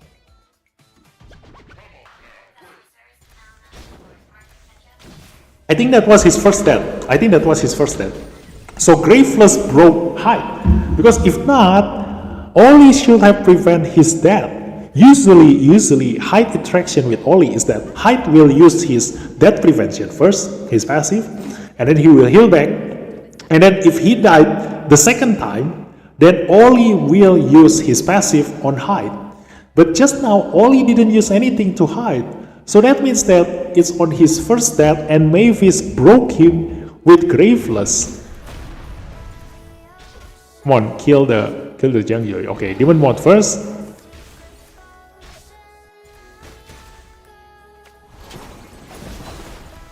Okay. Let's just use this so that Hide will die. Okay. Okay, kill Jiangyu Leaper, please. I need you to kill Jiangyu Li. Oh my god, don't kill my Mavis.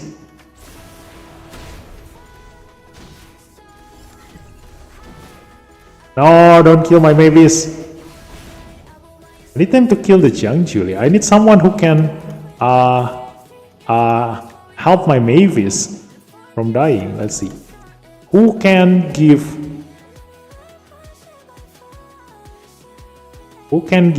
a really good protection to a single ally?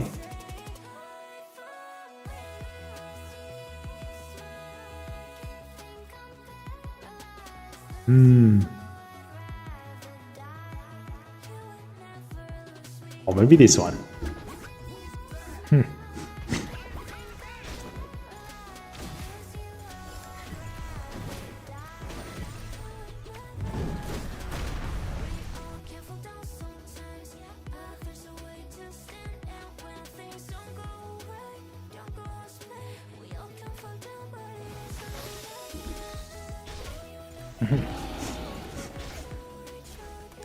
Yeah, let's see. Let's see if Nicole can help Mavis to survive. Return to the void. Yeah, this Mavis is crazy. This Mavis is crazy. Okay, let's go. Let's see. If Jiangyu Li die again, which one will trigger first? Okay. So really, if Oli is here and with his passive, the Graveless will take priority. So if Jiangyu Li also die now, it will go on Graveless. It's not gonna trigger Oli's passive. Oli's passive will be reserved only for Mavis because Mavis cannot Graveless herself. So let's see.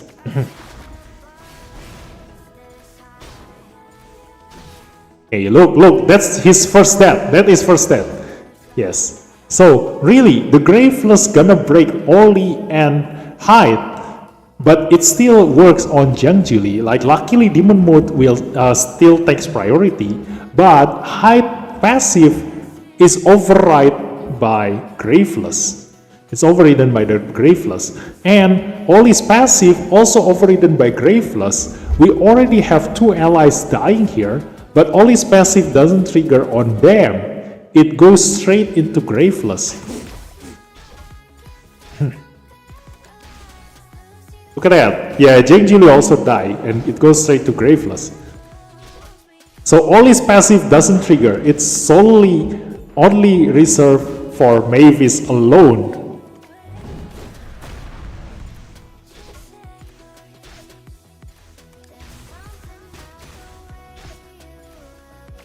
So that's the interaction between every single one of these espers.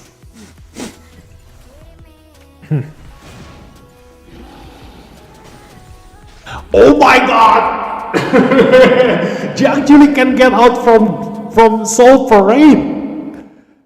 He can come back to life!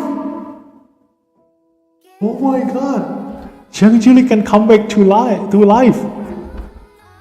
They are supposed to die once Soul Parade is gone, but because Jiang Julie's demon mode removes all buffs, it also removes the golden buffs from Soul Parade. Oh my god, Jiang Julie comes back to life, guys. This is insane. My god. So really, that means that the best allies to use a Mavis skill for is Jiang Julie.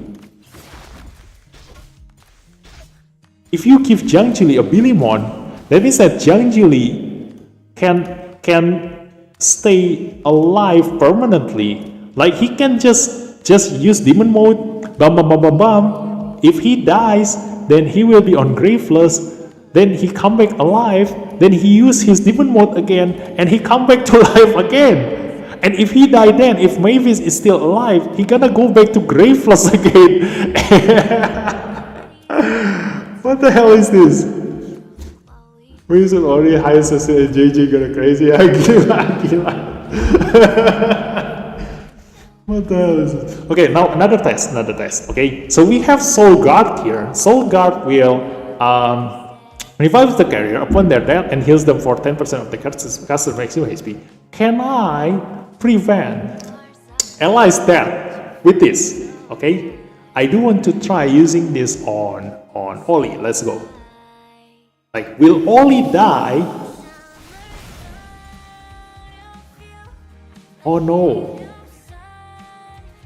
Yeah, I made a mistake. The Soul Guard will be gone once Nicole is dead. Wait, what? Hyde also come back to life? What the hell?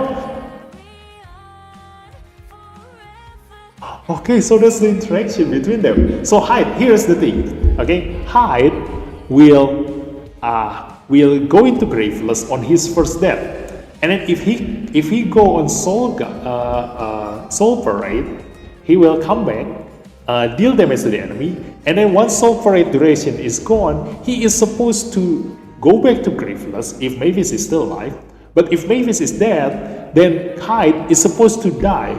But because Hyde haven't triggered his passive yet, he will trigger it then and come back to life again, just like Jiang Julie.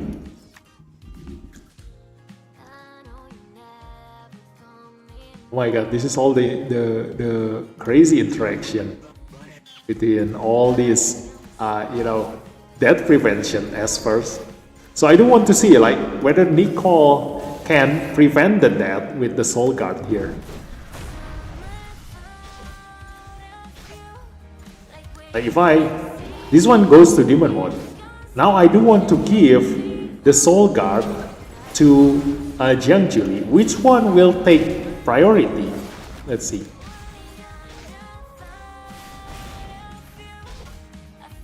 Okay, he went straight to Graveless without Nicole having a chance to move. Let's just use this on Ollie. Let's go. So once Ollie is dead, hopefully he dies first before Nicole. Once Ollie is dead, which one will take first? Soul Guard or... Okay, Graveless. Graveless will take priority. Okay, so I need to write this down, okay? So,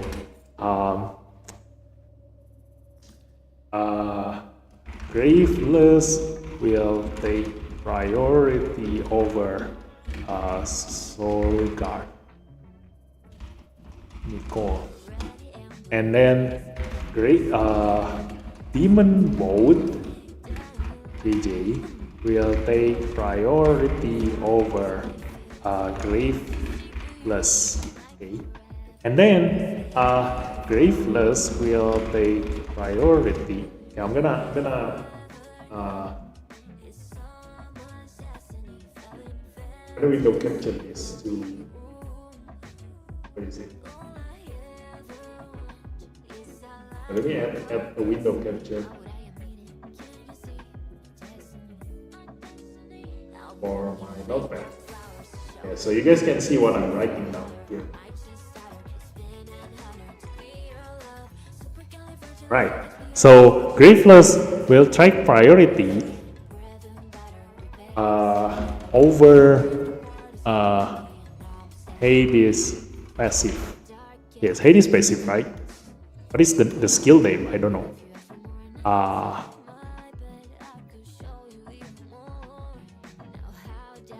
Taking fatal damage, sort of. Yeah. Hades passive. And then Graveless will take priority over Holy passive. So that means Holy can only use his passive on Mavis. Okay, and then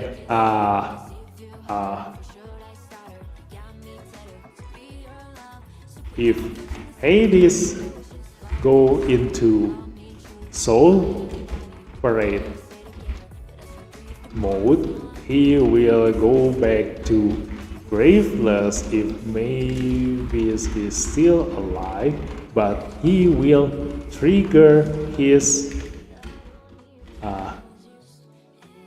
but Hades but if Mavis is dead, then Hades passive will trigger once his Soul Parade duration is up.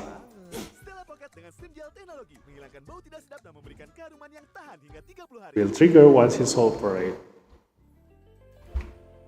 duration is up, yes. And it will remove his Graveless, making him come back to life. So if Jiangqiuli change into demon mode while under the effect of not Graveless. Graveless, he cannot do anything. Or Soul Parade, JJ changed to demon mode while under the effect of Soul Parade. He will remove the Soul Parade and come back to life. Okay, that's all the interaction we found so far. This is insane. Okay, so here's the thing. When Nicole is on Graveless, her Soul Guard is still working. Oh yeah, Soul Guard. Yeah.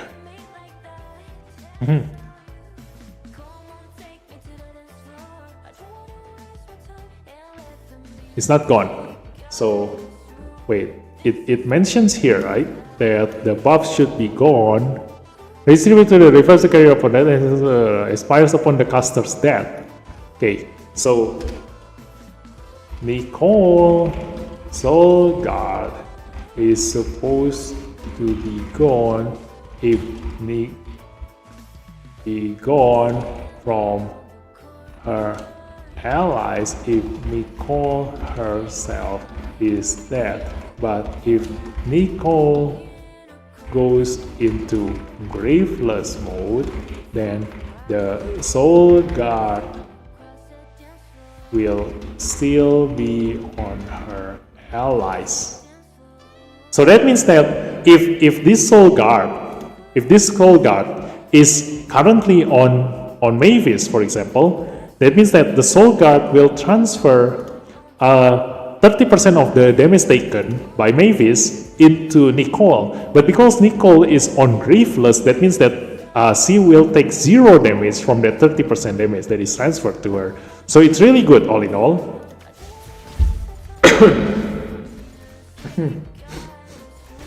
This one is worth 100 Wistone.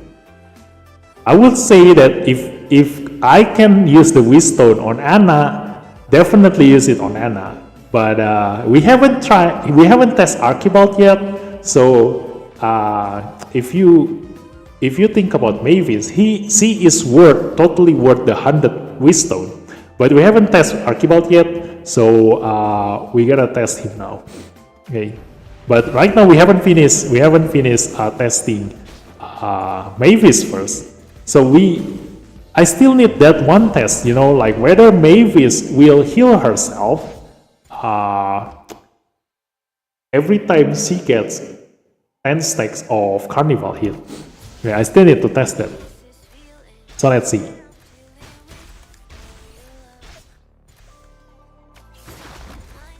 Okay, that one dead.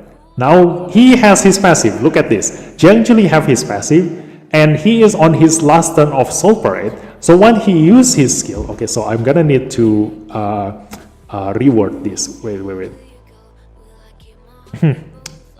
What is this? If JJ, no.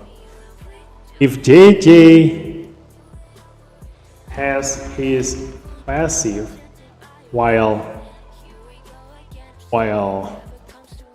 Soul Parade duration is up, if JJ has his passive while Soul Parade duration is up, he will trigger his demon mode and come back to life. Okay, so that's gonna happen now. Kablam! Ta-da! That is insane. He comes back to life. My God. And then Nicole is there. And then look at this. So Hyde is going, if Hades is going to Soul Parade mode, he will go back to Graveless. Maybe it's dead, then Hades passive will trigger. This is passive while Soul Parade duration. And some will trigger his demon mode and come back to life, whether Mavis is dead or not. Yeah, just now we tried right? Wait, I need to make sure of this. Okay, I need to make sure of this. Look at that. Hades go back to life. Okay, that's confirmed. That is confirmed. So I need to make sure once more whether Jiang Julie. We already tested one. We finished testing Nicole. We finished testing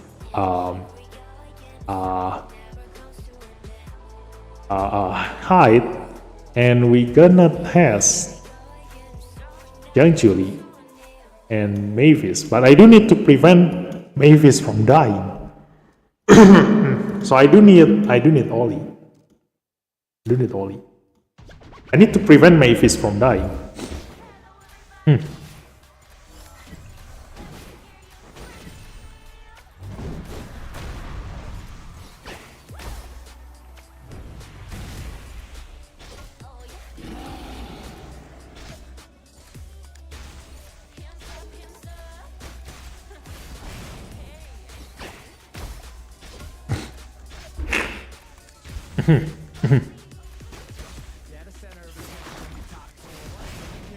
Okay, so now oh yeah, I should have saved her third skill just now. Oh my god. I should have saved her third skill. And then call Young Julie back. And let's see. Like I think 80 is overkill. Let's go with 70. At least we can survive with 70.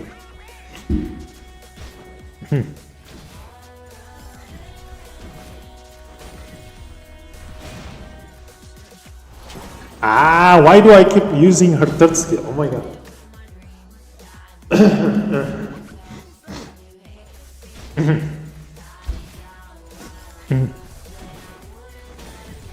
Okay, Young Julius, taunt everyone. Okay, nice. So you will die soon. Now only stay alive so I can prevent Mavis from dying. Okay, keep killing Young Julie. I do want to see if Young Julie die, go into Graveless mode, and I change that into Soul Parade. Will JJ come back to life while Mavis is still alive? Okay, that's what we need to do. Okay, he already used his turn. One more Soul Parade turn, and let's see. Now. This is his last turn. So Mavis is still alive. He should go back to Graveless, but oh no, he still have his passive is still on cooldown. My god, that is bad. So we cannot test this. We need someone who can reduce cooldown. Yeah, this is hard. I don't have my Uday. Oh, I have Nua in here. I have Nua. Where is Nua? Where is Nua? Yeah, that it is. I have Nua. I can reset their cooldown, so that's good.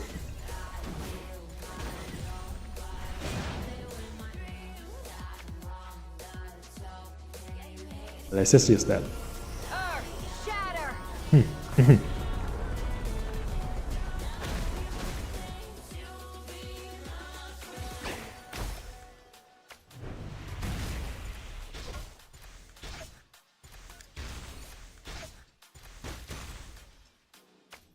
Okay, so this one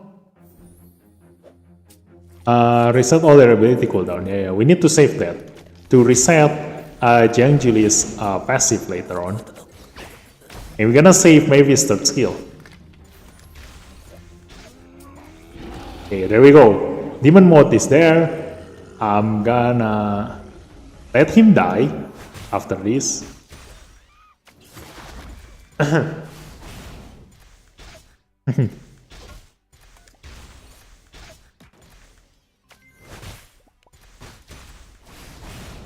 Okay, so Young Julie should die now. Really, you need to die. Okay, Graveless.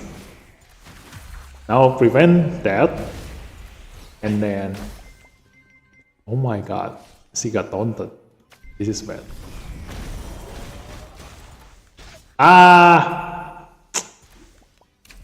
Ow. I need someone to heal her. Let's see, who can prevent her death?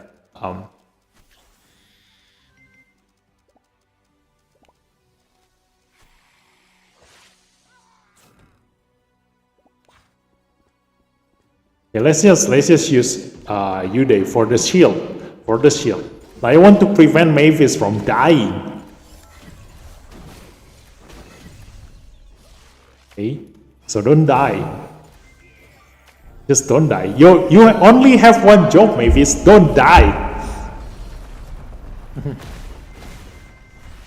By the way, hi, welcome to the stream, Bang Setsuna. Suhua. Oh yeah, Suhua. I forgot about Suhua. I was thinking of Helena. I keep thinking of Helena and Changpu just now. I forget about Suhua. I keep thinking about Helena and Changpu, but because their skills are heal, it's not really a reliable way to prevent that, you know. So it should be like something like standoff, but I need standoff to only affect one person, and I cannot think of anyone who can give standoff to only one person aside from Nicole just now. So yeah. I chose Yude because Yude can give shield to only one esper. Yeah. Whoa. Time to wash away your troubles. Oh my god, I just realized they both use what is that? An umbrella.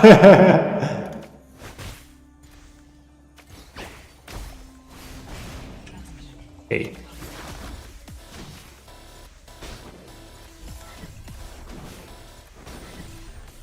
Okay, so Ollie's passive is still up. So I don't want Ollie to die. Ollie can prevent Mavis from dying. Okay. So now Jiang Julie is there. Yeah, kill Jiang Julie, please.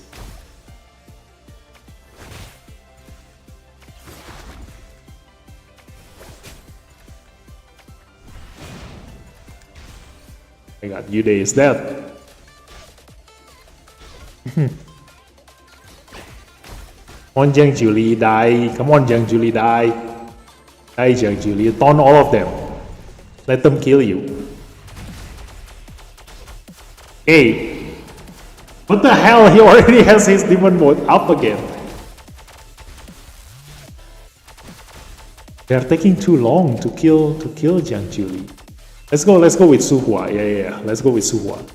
We can give invincibility to Mavis, so Mavis can stay alive forever. Let's go. And we're gonna increase the enemy's level, so we're gonna die faster. Is Archibald worthy to get from Wisdom? He is worth getting, just because you need him to pair with Mavis, you know. The thing is that from his analysis yesterday, he will be able to deal insane amount of damage, but we haven't get to test Archibald yet. So wait until we finish testing this Mavis. After this, we gonna test Archibald, you know, his damage and his strategy, his advantage and disadvantage and everything. Right now, I do want to test Mavis first without Archibald, and so the next test is gonna be Archibald alone, and then after that Mavis and Archibald. So I'm gonna give this to this one. Let's go. Yeah.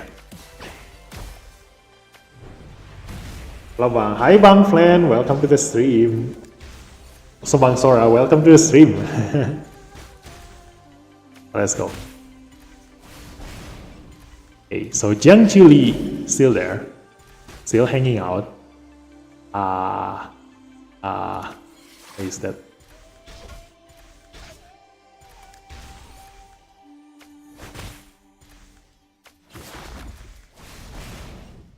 Okay, so this one.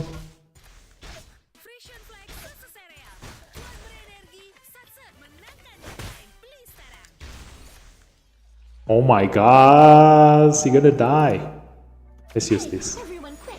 Hopefully the defense up helps Mavis to stay alive. Go. And I'm gonna taunt everyone. Okay, they're gonna kill Jiang Julie. Okay, Graveless, that's good. And the taunt still works. The taunt still works. Okay, so they're gonna hit the grave instead. Okay, this is another thing.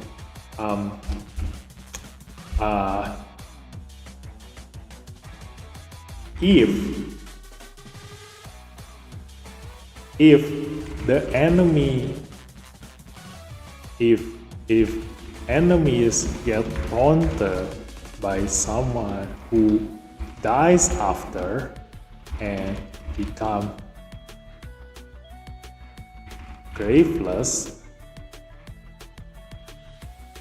then the taunt will still work and those enemies will hit the grave and deal 0 damage. Okay. Next one. So I'm gonna, can I target this? Yeah, I think I can target this. Okay. Yeah, passive is up. So I'm gonna change Jiang Julie into Soul Parade. Okay. Now I just need to taunt everyone so that they're gonna kill the Jiang Julie. And I'm gonna prevent Mavis from dying. Let's go. That's it, that's it. Good, good, good, good, good. Now I can see. Whether Jiangchili gonna trigger his demon mode, or will he come back to Graveless?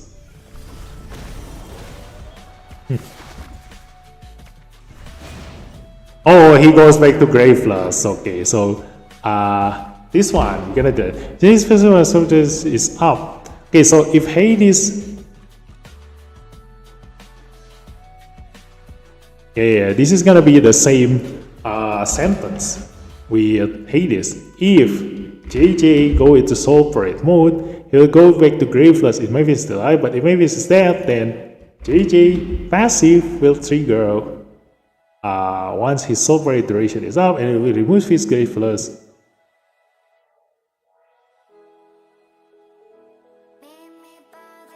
No. He's up, making him come back to life. Yeah.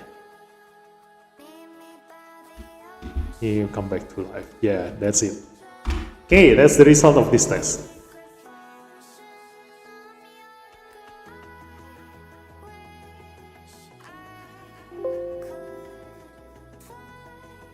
Okay, so we done testing this. Okay, we done testing this. Now let's go to Archibald. Let's go. We gonna have Archibald now. Where is Archibald? It's gonna be Archibald by himself with Clara here, so that we will know what is happening with Archibald. But we're gonna see his skill first. Let's go. So Archibald. Abilities. Attacks one enemy 2 times damage per hit, 40% attack, can go up to 60%. So this is 120% attack, which is normal. 120% is normal. Each hit has a 50% chance of inflicting silence for 2 turns. That is great. We already discussed this yesterday in my analysis video. So second skill, attacks all enemies 3 times, multi-hits, can give Tyranny set to him to make him able to stun the enemy. Damage per hit 15% of Archibald's attack and can go up to 25%, which means that it hits for 75% damage. And for espers who deal multi-hits, like 3 hits, for example, like maybe Gabriel, let's go. Gabriel deal how much damage? Total 70% attack. So 75% attack on Archibald is comparable to Gabriel if you give Gabriel a DPS set. So let's see who else deals AoE damage. Like for example, Ashley. So Ashley's AoE damage here, 70% attack, attacks all enemies. So this is comparable. Archibald's 75% attack is comparable to Ashley's AoE, and basically all the other AoE esper usually deal that much damage, 70% attack on their second skill. So it's normal to have that much damage on the second skill AoE damage. So 75% still okay, but it has a bonus of 1% of the target's maximum HP, and it cannot be increased. So it deals 1% per hit. That means it gonna deal at maximum 3% of the target's maximum HP. So remember, this is maximum HP instead of current HP, just like Ana here. So Ana's damage is enemy's current HP, remember that, and 2% if the enemy is a boss. 10% goes down the lower the enemy's HP is. So it's gonna get lower and lower the more you hit the enemy and the lower their HP is. But this one is a flat 3% of the target's maximum HP. And it's based on maximum HP is not exceed 15% of Archibald's attack. Yeah, it cannot be increased. So I don't know whether this damage increase affect this one or this one. So each hit has a 40% chance of inflicting buff blocker. This is alright because it hits 3 times, so 40% can be somewhat reliable, but it's still need testing, like whether this buff blocker is reliable or not. Now attacks all enemies 3 times. Wait, I do want to bring him to here. Wait.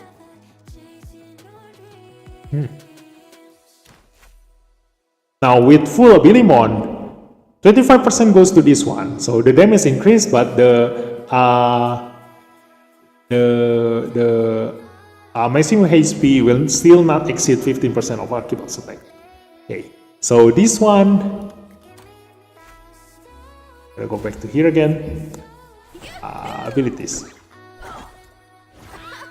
Mavis will be crazy, or Mavis with Emma, Hengye, JJ, Hyde. I think it's kind of overkill. I will say that Mavis paired with Jiang Julie and Oli will already insanely good. You know, you don't need to overkill them and make all kinds of death prevention team. You know, you still need to have other espers. Like just now, if you just bring Nua, Feng Nuxi into your lineup, Feng Nuxi will be able to control the entire enemy team and preventing them from moving and reset the cooldown of your Jiang Julie or your Oli or your Mavis. You can reset every single one of their death prevention ability and make them even better compared to just bring another esper like Sally or any other death prevention esper. You know, like resetting your cooldown worth much more than bringing an esper with a similar ability, because that means that you basically have two Mavis or two Oli or two Jiang Julie.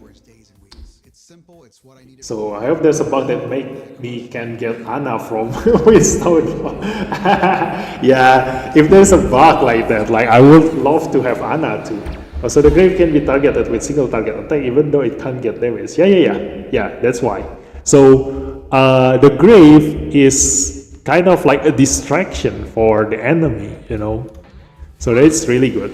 And especially if you have an esper that can taunt, just like Jiang Julie just now, you know, like Jiang Julie can go into Graveless and then go back to life with Soul Parade, taunt the entire enemy team, and go back to Graveless. That will make the enemy team keep hitting the grave and waste their turn, while you can still reset your Mavis cooldown and bring Jiang Julie back to Soul Parade again and do the same thing again and again to the enemy. Attacks all enemies 3 times, damage per hit 20% of Archibald's attack. It can go up to 30%, that means that it can go to 90% of Archibald's attack. So for other AoE esper out there, like for example, let's go with Javis here, 100% AoE damage is small for a 3rd skill AoE damage. No. It's comparable to esper like Camille, but for esper like Javis, this is... Oh no, Javis deals 70% attack and goes up to 100%. So yeah, it's still the same. Okay, so for esper who deals AoE damage, 100% AoE attack damage is normal. No, because it attacks all 5 of the enemy team, so you don't want the damage to be too high, otherwise it will be multiplied by 5 and your total damage will be insane. So 100% attack is the normal value for a standard AoE attack. So this is still a normal percentage number, but he got the increase of 2% of the target's maximum HP, which is really good because this gonna increase his damage by a lot if you bring him to some place like a temporal tower or infinite tower where the enemy have insane amount of HP. Percentage HP damage is always going to be valuable the longer you play this game, because the longer you play this game, the stronger the enemy is gonna get, and the stronger the enemy is, the stronger your damage will be. That's what I always say to every single one of my viewers, to take every single esper that deals percentage HP damage, this because it will make your life much easier. So I have my Eve, my Hilda, my Intisar, every single percentage HP damage esper.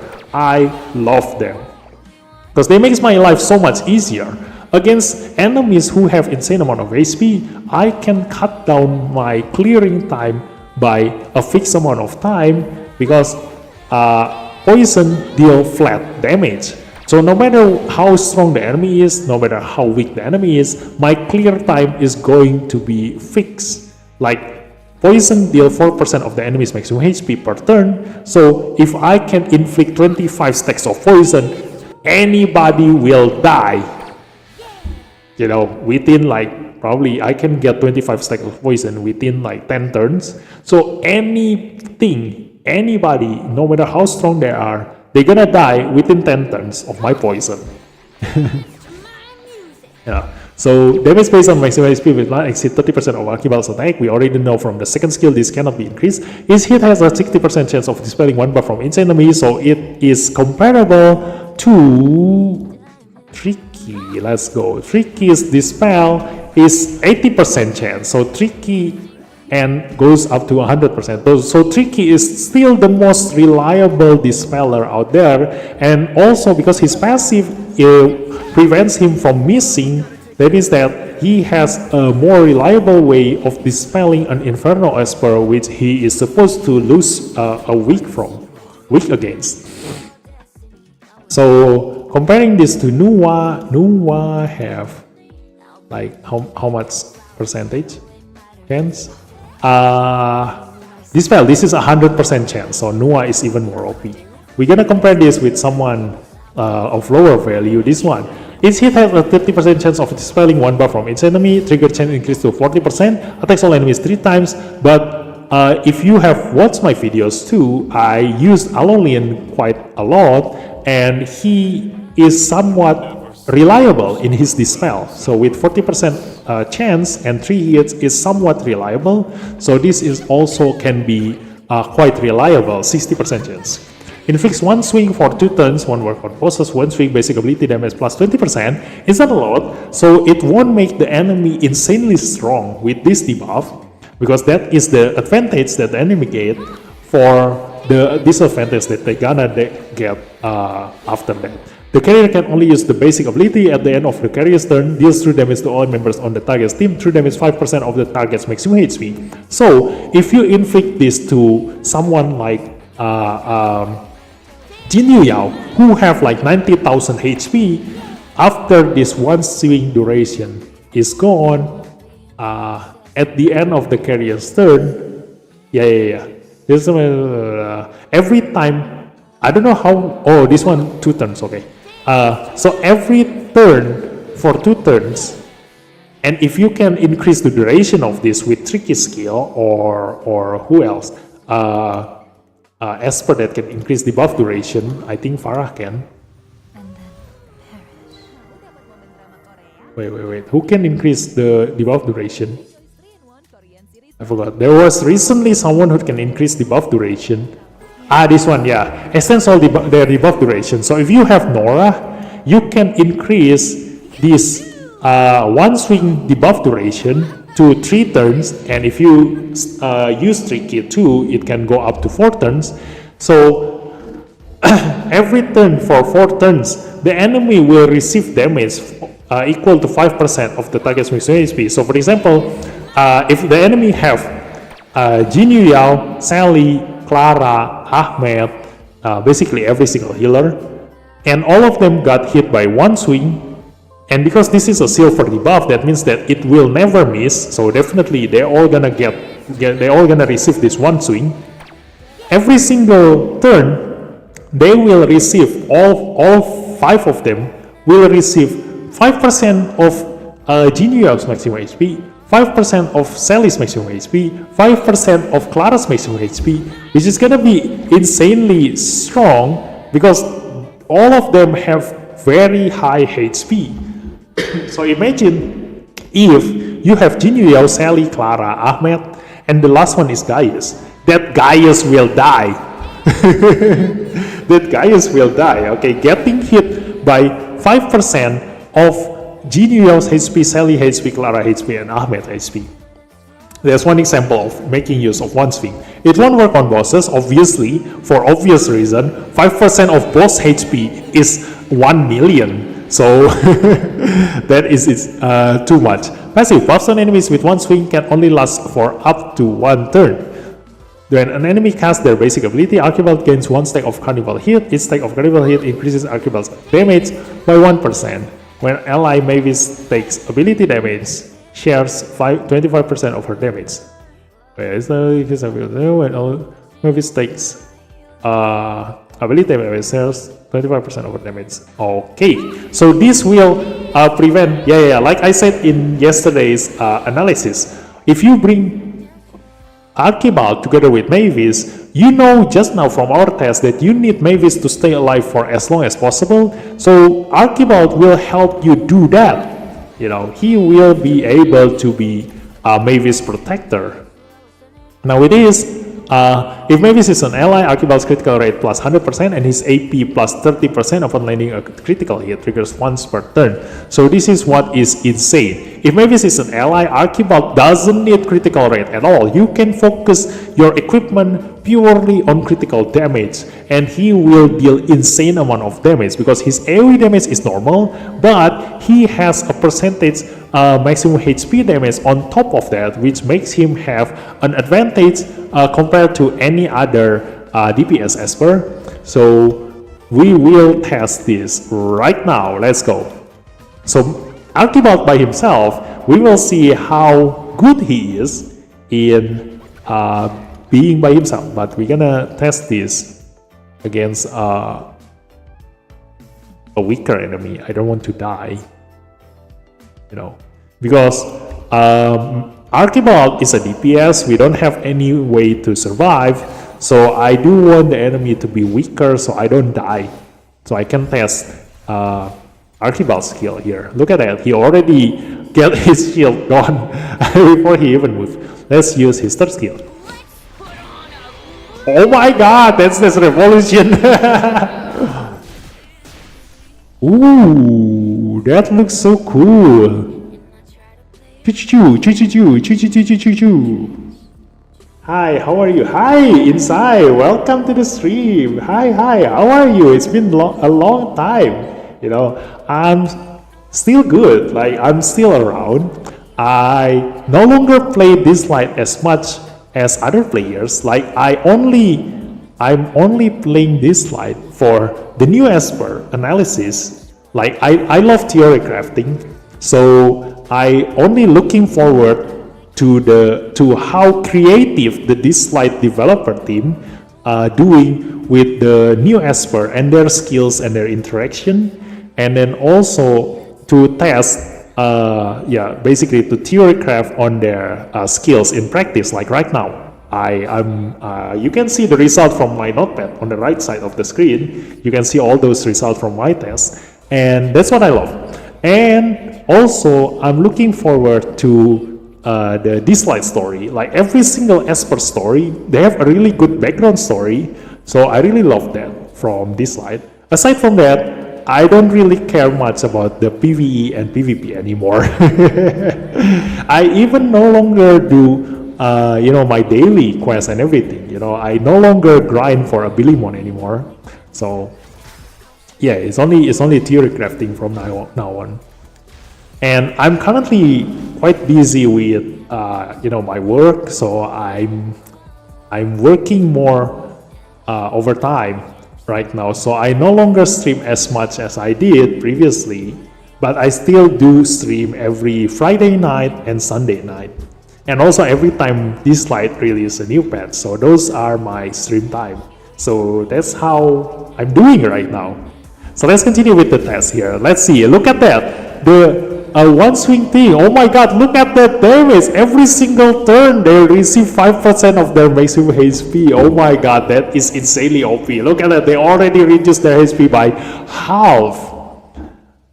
But it's true, you know, like if this guy move 5% to everyone, this guy move 5% to everyone. So that means that if all 5 of them moves, they will receive 25%. If they all have equal HP, they will all receive 25% of their maximum HP after one turn. So because this thing lasts for 2 turns, this one swing, that means that they will receive 50% of their maximum HP if they didn't cleanse their one swing if debuff. So really, this is another one of my favorite skills. You know, like if you know me, like I love every single percentage HP damage skill. So this is another one. This one swing will be insanely OP if you pair this skill with Ashley and Jarvis. So let's go with second skill, Enchanting Drop. 3 hits, percentage speed damage, and is it a chance of buff blocker? We're gonna see how reliable is this buff blocker. Let's go. Hey, all 5 of them get the buff blocker, even though we don't have any equipment at all. So the buff blocker is really reliable. Okay, so that's good.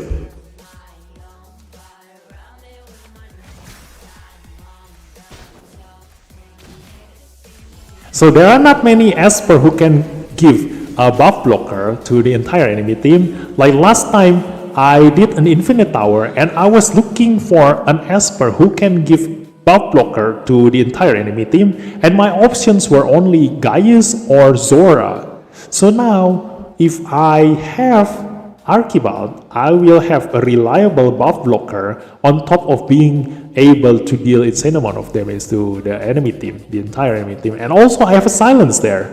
That is good. Look, 2-hit silence is very reliable, you know, and it lasts for 2 turns, you know. So that's Archibald. So we're gonna see like how insanely good his skill is if we pair him up with these two. Come on. So we're gonna AP up, prevent all of us from dying, and then we're gonna use Ashley's skill, then Jarvis' skill, and then we're gonna see if the enemy is dead. He is insane for tower contents. Ooh. Archibald? Yeah, definitely. Archibald is going to be insane for tower content. Like, you don't really need Archibald. Like, right now, I am already insane at tower clearing because I have Jarvis, I have Ashley, I have Hilda, I have Eve. You know, all of my attacks are percentage HP damage. So, I am really confident in my tower clearing abilities, but the problem is not that. Like, you know, it's more into the other how to say, the other what is that, debuffs that the enemy bring. Like, you know, the one that they are immune to disables, the one that they have immunity at the beginning of turn, the one that makes us silence at the beginning of turn. All those things are the things that is, you know, annoying, basically. The percentage HP damage is not. Sometimes I even kill the enemy too fast while I need their skill cooldown to be up on the next wave. So let's see how much damage this thing gonna deal. Kablam, kablam, kablam. Yeah. So this definitely gonna kill them now. Once they move 5%, once they move 5%, once they move 5%, yeah, they die. We're gonna test this on level 100, I think. Can I survive against a level 100? I think I do need my Dahlia, so I can move first before the enemy team. So we can probably prevent them from killing us before we kill them. Oh yeah, I do need the attack up too. Let's bring Ashley as the captain. And we also have Jarvis. Like, Ashley and Jarvis perform the same as being a captain. And they are still faster than me. Oh my god, I'm so gonna die. Luckily we're still alive. Okay, so Ashley first. Then Jarvis. Okay, percentage HP damage. And then the Archibald here. Okay, now they will receive 5% of their maximum HP every single time, and because it counts as a damage intake, so it also triggers Judgment Seal. You know, Judgment Seal, when the target it takes hit, deals splash damage also triggers to the 2 of their teammates. So one swing will trigger Jarvis' Judgment Skill. Okay, we're gonna type this in our finding. One swing will trigger Javid Judgment Seal every single turn. Okay, that is our finding. And then our turn again, their turn, 5%, look at that 5%, oh my god, oh my god. And guys, remember, they are level 100 enemies, and we don't have a single equipment. We don't have a single equipment, guys. This is why I always love percentage speed damage. Oh my god, we lose. and there's only like one hit on that enemy. Look at that damage, you know. You see how much Archibald and Javis damage that they deal. This is why all those people who doubts Javis' usefulness haven't never realized how crazy he is in that kind of content, you know. Like let's take a look again. Like that is level 100. Like, and remember guys, I have no equipment here. Look at this. This is all blue equipment just for the speed. This is also white equipment just for the speed. This is also white and blue. Just I don't know what is this for. You know, look at that. I wonder what if he is team with Anesidora or any poison esper. No. It's much better with this team. You know, it's much better if Archibald is with Ashley and Javis. You already seen just now the interaction between Archibald and Javis. You know, because Javis' Judgment Seal will trigger from any kind of source of damage. You know, so the only thing that can top this up is if I change Dahlia into Hilda. If I change Dahlia into Hilda, it will trigger every single thing on the enemy. We will see after it. Look at this. Come on. Look at that. Percentage speed damage. Bam! Red! All red! All red! All red! Look at that. Look at that. All red! All red! Oh my god. Yeah, look at that. They die by themselves without me doing anything. Oh my god, I want to see the statistic just now. But let's go with Hilda. Let's go with Hilda. Okay. So you can see now this one. Oh my god, Hilda already died.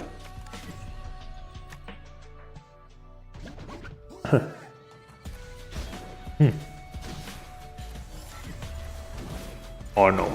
Yeah, I need to get lucky and they hit all different esper. So I can share the damage. Okay, that's it. Let's see this, guys. Let's see this. Okay. There we go. Poison from Hilda. And then this one. Judgment Seal. And then Archibald. Let's put on a great show. Okay, look at this. Kablam! All red, kablam. And because we have Hilda on deep sleep, they cannot move. Look at that. They wasted their turn while receiving insane amount of HP damage. Look at this. This is level 100. We have no damage at all, and they are dying.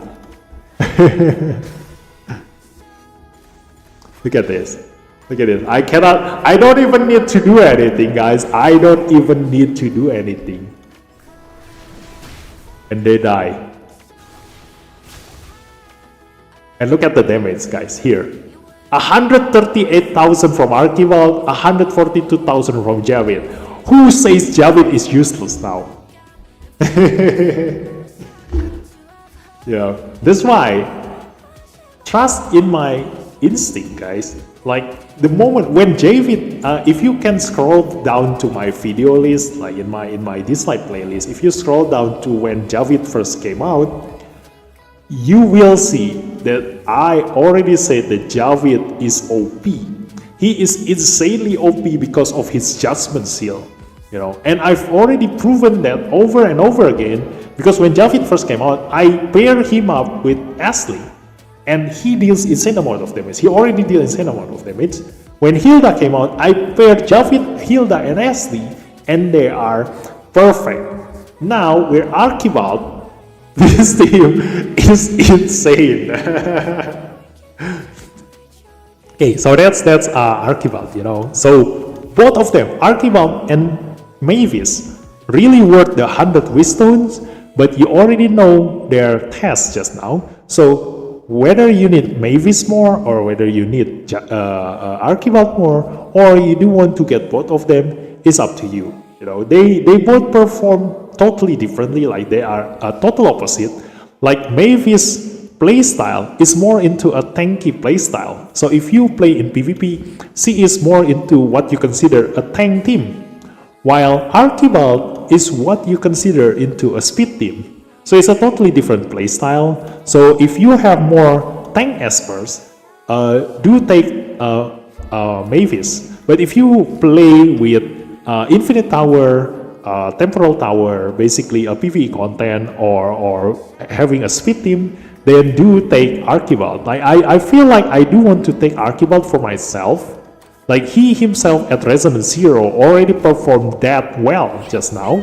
So, and because I also love percentage HP damage, he is perfect for me. And I haven't checked his resonance. Look at it. The resonance 2 reduce the target's maximum HP upon landing a critical hit, reduction 50% damage. So, on top of those insane damage that we saw just now, he reduced the target's maximum HP upon landing a critical hit. It's a bonus, you know. It's another percentage HP damage because the maximum HP that is removed from here cannot be healed back up. The only esper that can get back the maximum HP reduction is only Ahmed, you know. So until they release another esper which can heal up a percentage HP damage, percentage HP removal, then percentage HP removal is going to be really valuable. I think there's another one. I think it's Lian. I think Lian should be able to heal that HP removal. I can't remember. It's an ally. They always miss rate when an ally falls. This is also another esper that I say OP, you know. So all enemies miss rate plus 25% at the beginning of their turn. When you have Lian at Resonance 6, but you need her at Resonance 6, which is going to be troublesome for free-to-play players.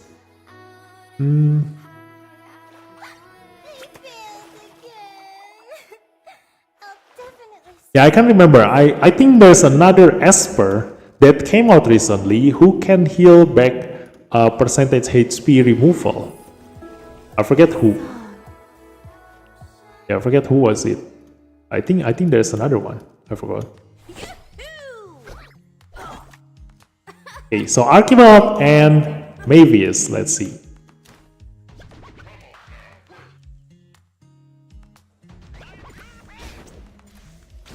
Oh my god, this is level 100. They're gonna die. Yeah, let's go back to 60, I guess. But we need our team fast enough to give the damage. Yeah, speed team, Archibald, tank team, Mavis. Yeah, exactly. So that's why if you have a speed team, then go for Archibald. If you have a tank team, go for Mavis. So now we know, like all those of you who were asking which one is OP, which one is worth investing with the Wishstone, now you got my answer, you know. Now after we test every single one except the pair together right now, that's my answer. Like Mavis for a tank team, Archibald for a speed team. If you have extra Wishstone, just get them both.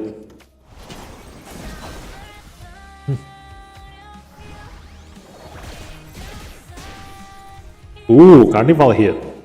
Okay, the Carnival hit is on. Archibald gains 1 stack of Carnival hit, right? When enemy casts their basic ability, Archibald gets stack of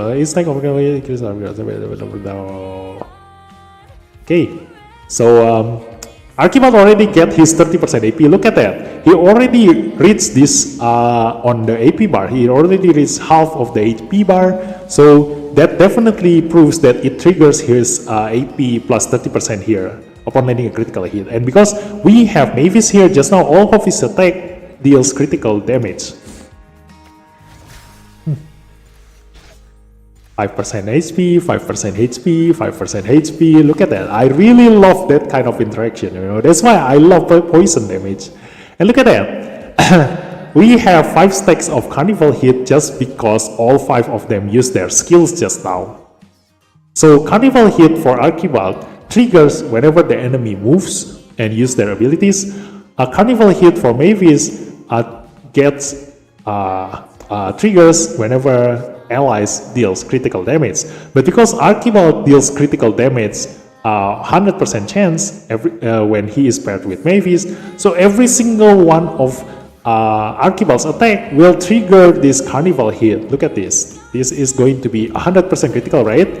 All attacks critical, bam bam bam bam, and 3 Carnival hit stack. Nice.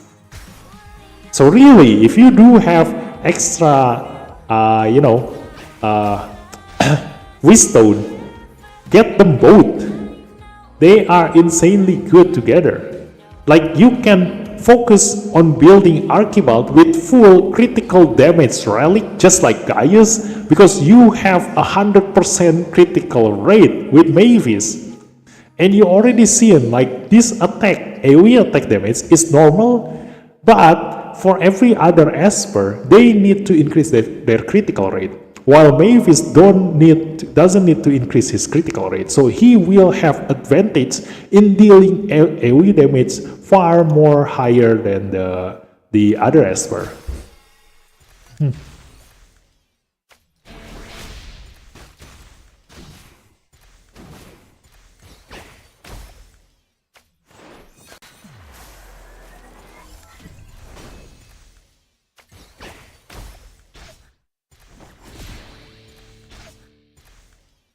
He didn't heal just now. I wonder, what did he get for 10 stacks of Carnival hit?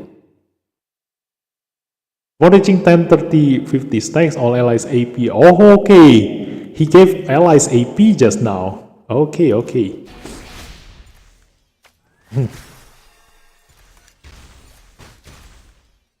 So for her, it will heal her, and she will trigger an attack every 10 stacks. While for Archibald, it will increase allies AP. Let's see. 18. Are we gonna use this? Oh my god, they already die. They already die. Again, let's go test this again. Maybe increase their level to 70. I do want to. The only thing that we haven't get yet is the Carnival hit. Like, we haven't seen Mavis at 100 stack of Carnival hit. You know. So I'm gonna go to 100 stack of Carnival here. Let's go. Let's see. Let's see. Can I get to 100 stack? Maybe if we put the enemy on level 100, maybe we can see that. Okay, let's see. When it's Archibald's turn, Mavis gonna reach 10 stacks. Okay, so 10 stacks AP up just now, and 10 stacks just now. Did she heal? She heal? Healing 10% makes you HP. You see how that stacks? That means you have to. Every 20 stacks reach, that means 100%. Okay. Let's go to 20 stacks. Let's see. I'm gonna need to slow this down later. Oh my god, he died. Wait, he still get his Carnival hit stacks even though he's dead. What the hell? My god, this is insane. Archibald will still get Dislyte. Stack. Well, under Graveless.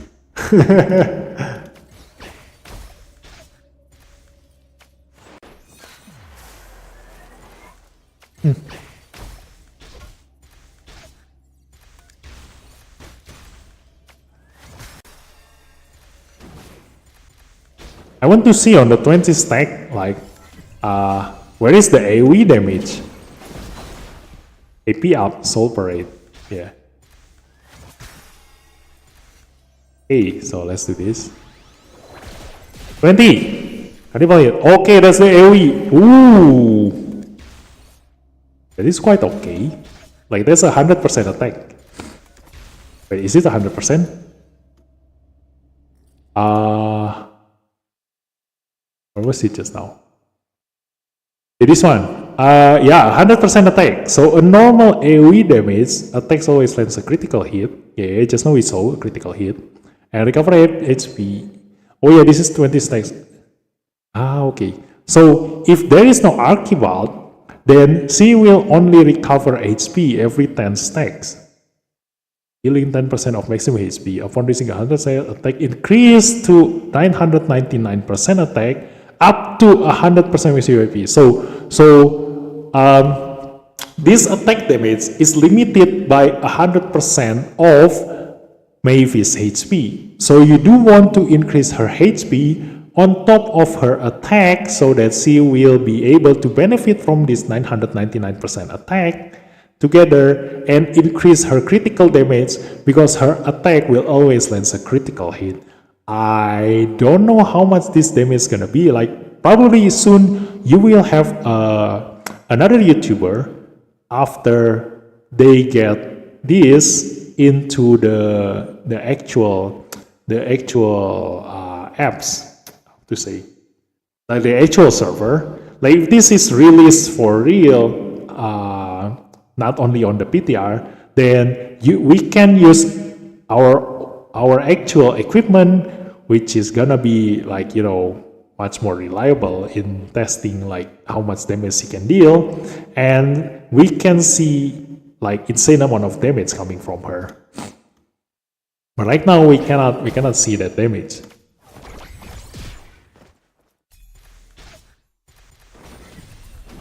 Yeah, we cannot see that damage. Aside from it's really hard to reach 100 stacks, we also die before we reach that 100 stack. So who can prevent the death? Oh yeah, I also haven't tried resurrecting Mavis. Yeah, let's do that. I do want to try resurrecting Mavis. Like, is she really cannot be resurrected?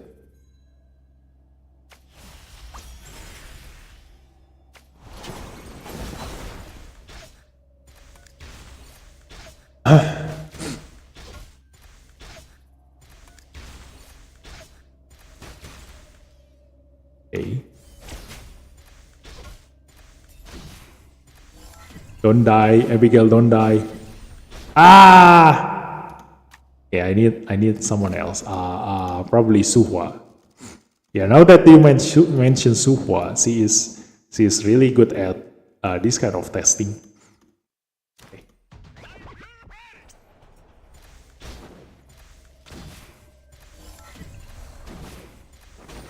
Oh my god, Suhua is the one dying now.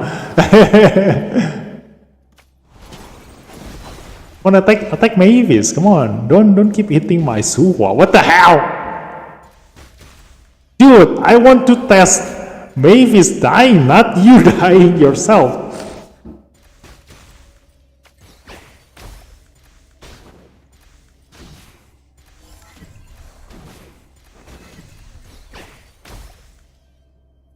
Yeah, let's go.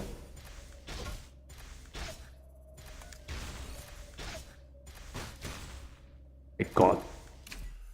How can you die first, Mavis? Maybe I need more. I need more. Where is Uday? Uday. Uday.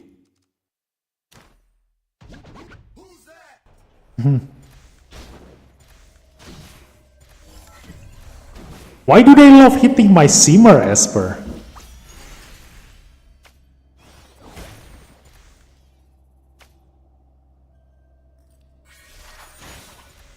Okay.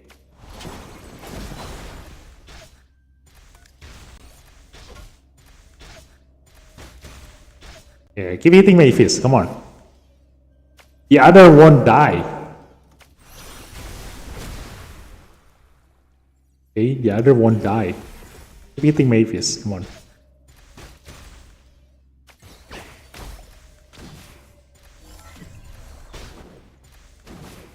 Oh god, why? Why don't they want to attack Mavis? Like elemental advantage wise, like they have 3 flow. They are supposed to hit the Inferno.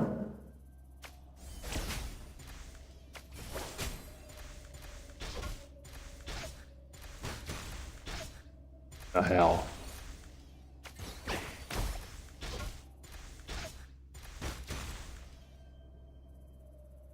Okay. I need to get lucky with the RNG. Luxie Oli perma reset. Yeah. Hahaha, chill daddy. Use an answer with visibility or stand up so they focus Mavis. No, we already seen just now, like even with Suhua invincibility, they still hit the invincible Esper.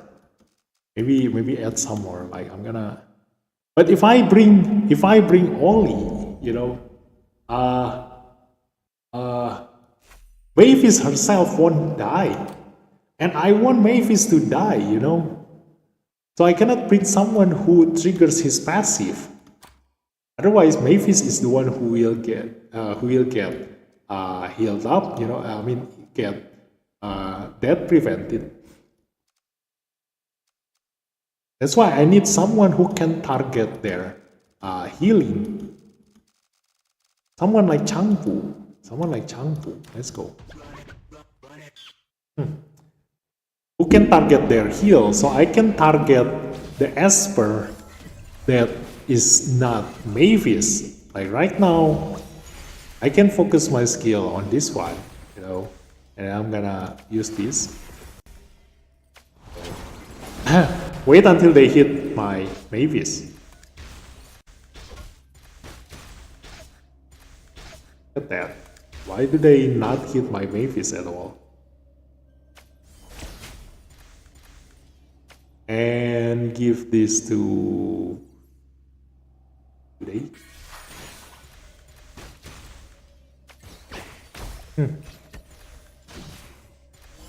Look at that. She is on invincibility and it doesn't stop the enemy from hitting her. Look at that. They are idiots. The AI is idiot.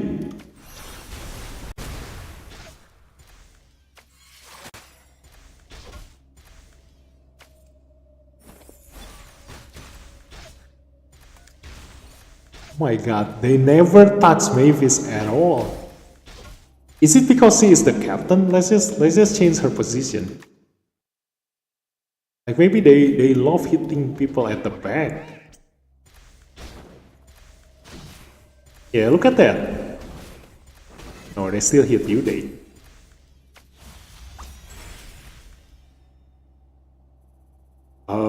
Let's go with that.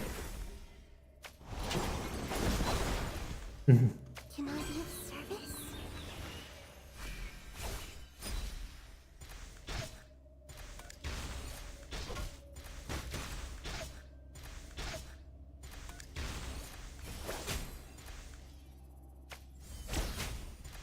Oh yeah, the song. Let's do this one.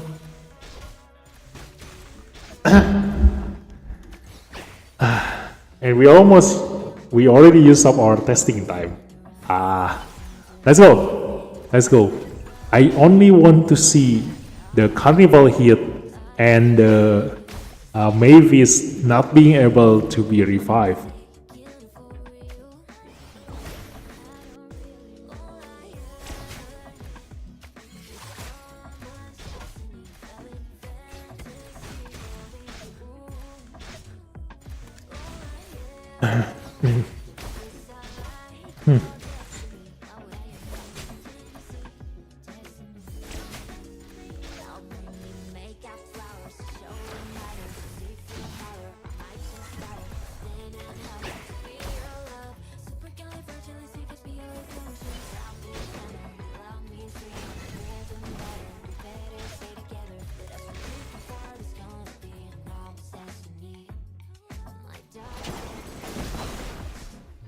One. I can just only hope that they kill Mavis instead of Abigail.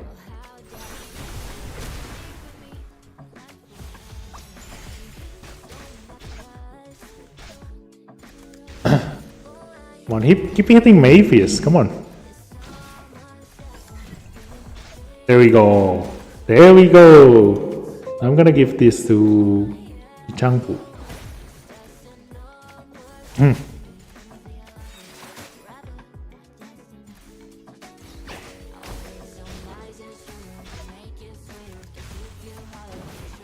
There we go. See that? Now we can see. Now we can see. Let's go. Can I resurrect her with Evia? No, there is no target. Yeah, okay. Now I'm satisfied. There's no target there. So that confirms this passive that immune to standoff cannot be revived. So this affects Mavis herself. She cannot get standoff. She cannot be revived. So yeah, you need to use everything in order to protect your Mavis. You know. Now we just have to get 100 stack of Carnival hit to see that effect.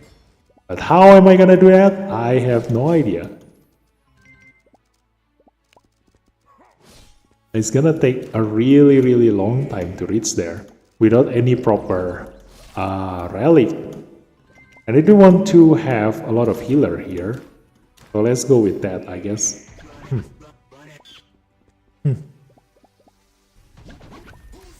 Oh no, the enemy needs to be level 100 at least, I think. Now let's go with 90. And I do want Abigail to be the captain because she gives extra HP. So it's gonna help us survive, I guess. Oh my god, this is bad. This is bad. We need to survive against a level 90 enemies. So this one. Yeah, we're gonna have Archibald keep attacking the enemy because it is the fastest way to get Carnival hit for Mavis. And it doesn't work if we use, you know, Valeria or Brewster or Ryun Chuan because they can only give Mavis 3 stacks per turn. Wait. Can actually work. Yeah, but we cannot use a DPS because we're gonna die. So we struggle just to survive with this thing because we don't have the proper equipment. And we cannot kill the enemy because we need to wait until Mavis reaches 100 stacks. So this is a really hard testing because with Archibald's skill here, the enemy will have the one swing debuff and they will die by themselves because it deals 25% of their maximum HP per turn for 2 turns. They already lose 50% of their maximum HP without us doing anything, you know. And the next time Archibald uses his 3rd skill again, they will all die. Yeah, that already confirmed that Archibald is really OP, you know. Like, you only need to use his 3rd skill twice to kill the entire enemy team. How crazy is that? Oh my god. And no matter how much HP they have, you know, he will kill them within 2 casts of 3rd skill.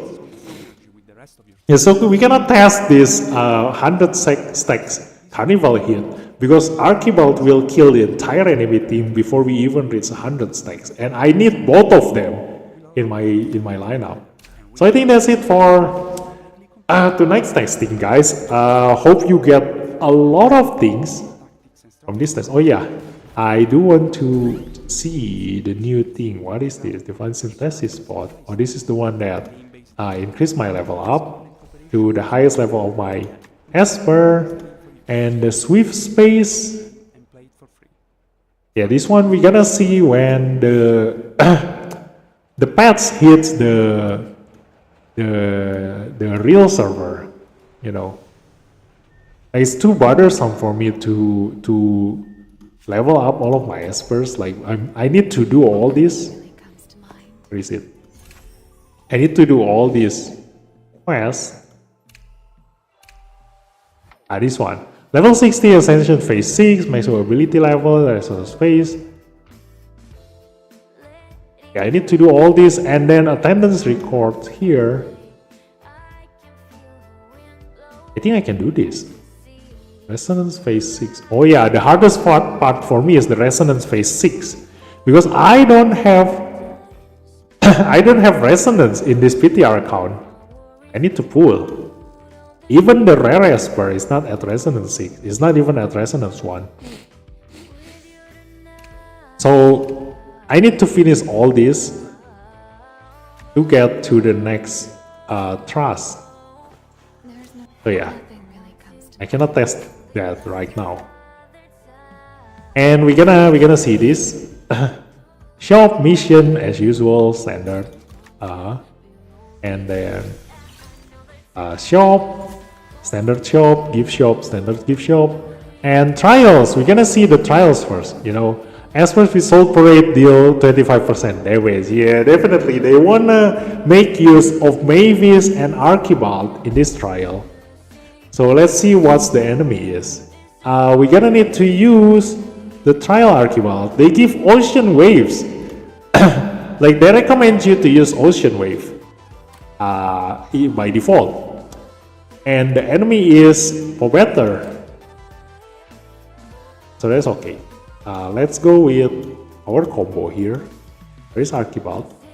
So they don't need you to bring Archibald, but I bet if you do have Archibald in here, he's gonna be really, really good. Because he will strengthen our Mavis here. So let's go. Let's try this. Oh, what about Mei? Oh yeah, Mei! I totally forgot about Mei. Okay, we gotta test Mei now. Okay. Oh my god, I forgot about Mei.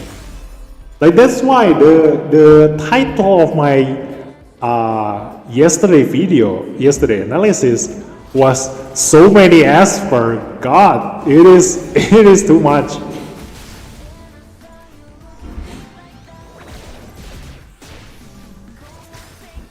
Oh yeah, we cannot affect one swing on a boss. So yeah, you cannot bring Archibald in here. Aside from just protecting your Mavis, Archibald cannot inflict his one swing on a boss. So yeah, it's gonna be a Poireter. So too bad. It's just a standard fight. Nothing really interesting there. And let's go with Mei. Yeah. Luckily you're reminding me. Thank you so much for video. Aku lewatan pas Ana tadi, but that's okay. I can replay this live though. Yeah. You can replay this live. You can see how insane Ana is. Oh yeah, I need to type down my result with Ana too. Yeah, I'm gonna add to the notepad later. So this one, let's see, Mei. 100% attack, normal restores HP, healing 15% of damage, 120%. Okay.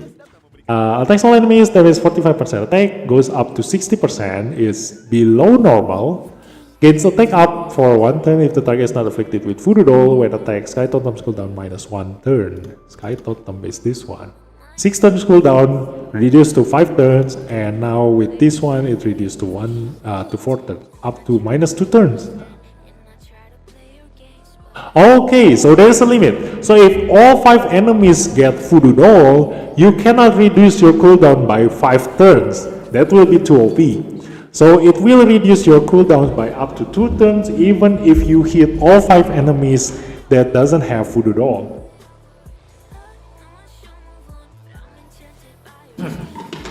And Voodoo Doll itself increased damage taken from Mei by 10%. It's not that much.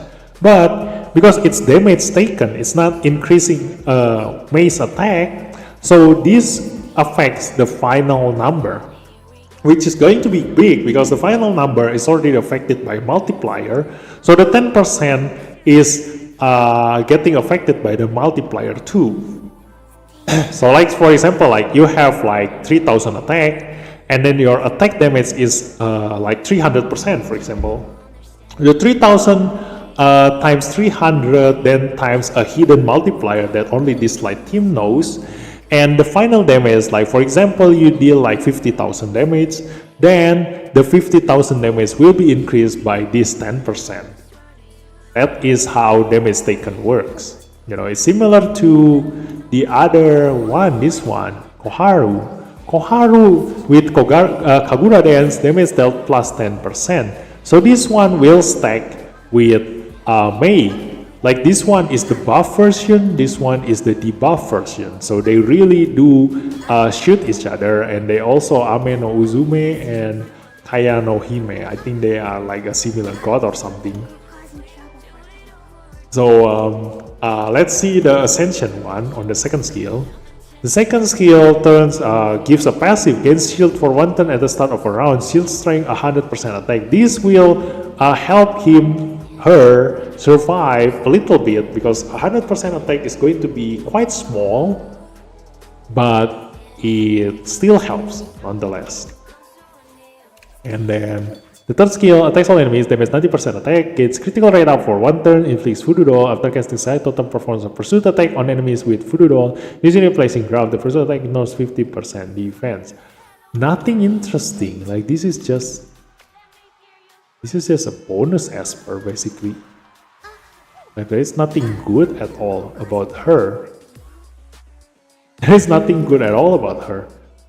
When the target has fewer than 2 debuffs, sky totems final damage plus 15%.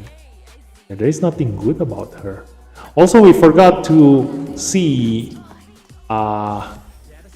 you know, the divinate for this esper. I think I've already seen this one, right? Yeah, I've already this one. This one is a lifesteal. We already talked about that just now. And then the Mavis is before the start of Mavis turn, if she has disease. Oh yeah, this is the one that removed the disease. So she cannot be prevented from healing herself with the divinate. So you can keep her alive. Try to keep her alive for as long as possible. Now with Archibald, look at that! Wow! I think they are brother and sister. And after Archibald casts Enchanting Drop. Which one is that? Oh, the second skill. Okay. After Archibald casts Enchanting Drop, 100% chance of extending all enemy ability cooldowns by 1 turn. Nice. So it doesn't increase the enemy's cooldown. It extends all enemy ability cooldowns by 1 turn. So I think it's a different text. Let's see Feng Nuxi. Feng Nuxi ability cooldowns by 1 turn. Extends all enemy ability cooldowns by 1 turn. Oh, okay. So it's the same. So that means that even if the enemy haven't used their skill yet, it will still be increased. So it's the same as cooldown up. So this is a cooldown up. So if Archibald used the second skill, now after he got a divinate, it will extend the enemy's ability cooldown by 1 turn. So this is really good. Like Archibald is a really good esper. You know? So both of them are insanely good. You've already seen how well they perform. Now it's just a matter of, do you have enough wisdom for both of them or not? But now we're gonna go to the VR battleground for MEI. Like nothing interesting about MEI. Like there is no hidden thing in MEI's skill set. There is nothing that can be theorycraft among her skills. You know, it's just a straight up 10% damage taken increase for the enemy. Like I thought it's gonna be something insanely cool or something else entirely, but it's basically just increase the enemy's damage taken, which is, oh my god, we're dead against level 90 enemies. See, I'm gonna reduce the level 60 so we can survive.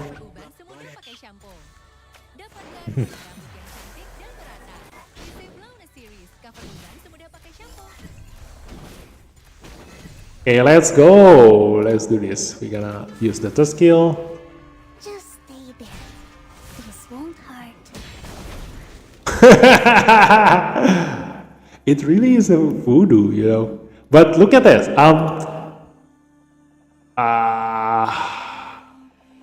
What is it?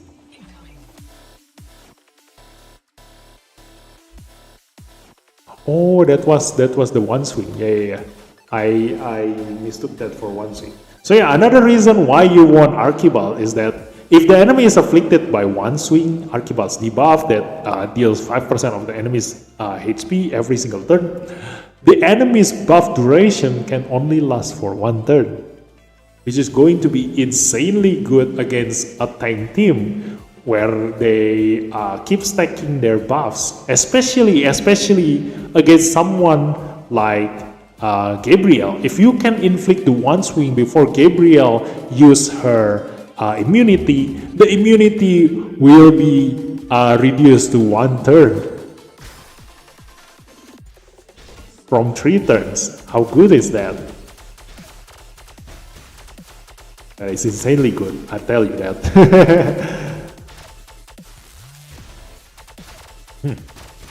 Okay, second skill. There's nothing interesting. There's nothing interesting about her skill set at all. You know?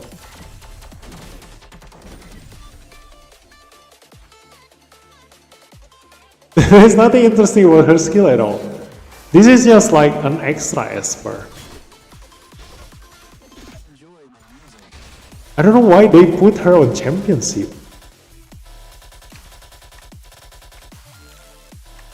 If there is something, like if there's a YouTuber out there who later on gonna make a booming video out of me, that means that I failed as a theory crafter. Like I failed to see her hidden potential. Like there is not a single hidden potential in here, you know. There's not a single hidden potential in here. I cannot really see anything. It can be insanely good. You know, it will be a different matter if the Voodoo Doll increase damage taken from all sources, which I can test. Like I can say for sure that it's gonna increase a poison damage intake, because damage taken means that the final damage that the enemy receives. So a fixed damage value will get increased, and that will increase her value by a lot if that is what happens. But this damage taken is only from MEI, and MEI doesn't have anything. You know, she doesn't have anything in here, and even her buff only apply to herself. Critical rate up is only for herself. Attack up is only for herself. What is she for? But anyway, we already finished the testing here, so yeah. I mean, I need to rest my voice. You know, I'm gonna lose my voice tomorrow. I've been talking non-stop and getting excited for 3 hours plus straight. So thank you guys for staying. Like, okay, especially all of you who's been helping me with testing. Lucky, Hit Ninja, Setsuna, Inzai, Zora, Bamflan, SD. All of you guys have been, and Bangwan, Hal, yeah, all of you guys have been helping me with the testing. So thank you guys, and have a good night. So hopefully you guys can get lucky when all these espers comes out in the actual server. So thanks for watching, and I'll see you next time. Bye bye.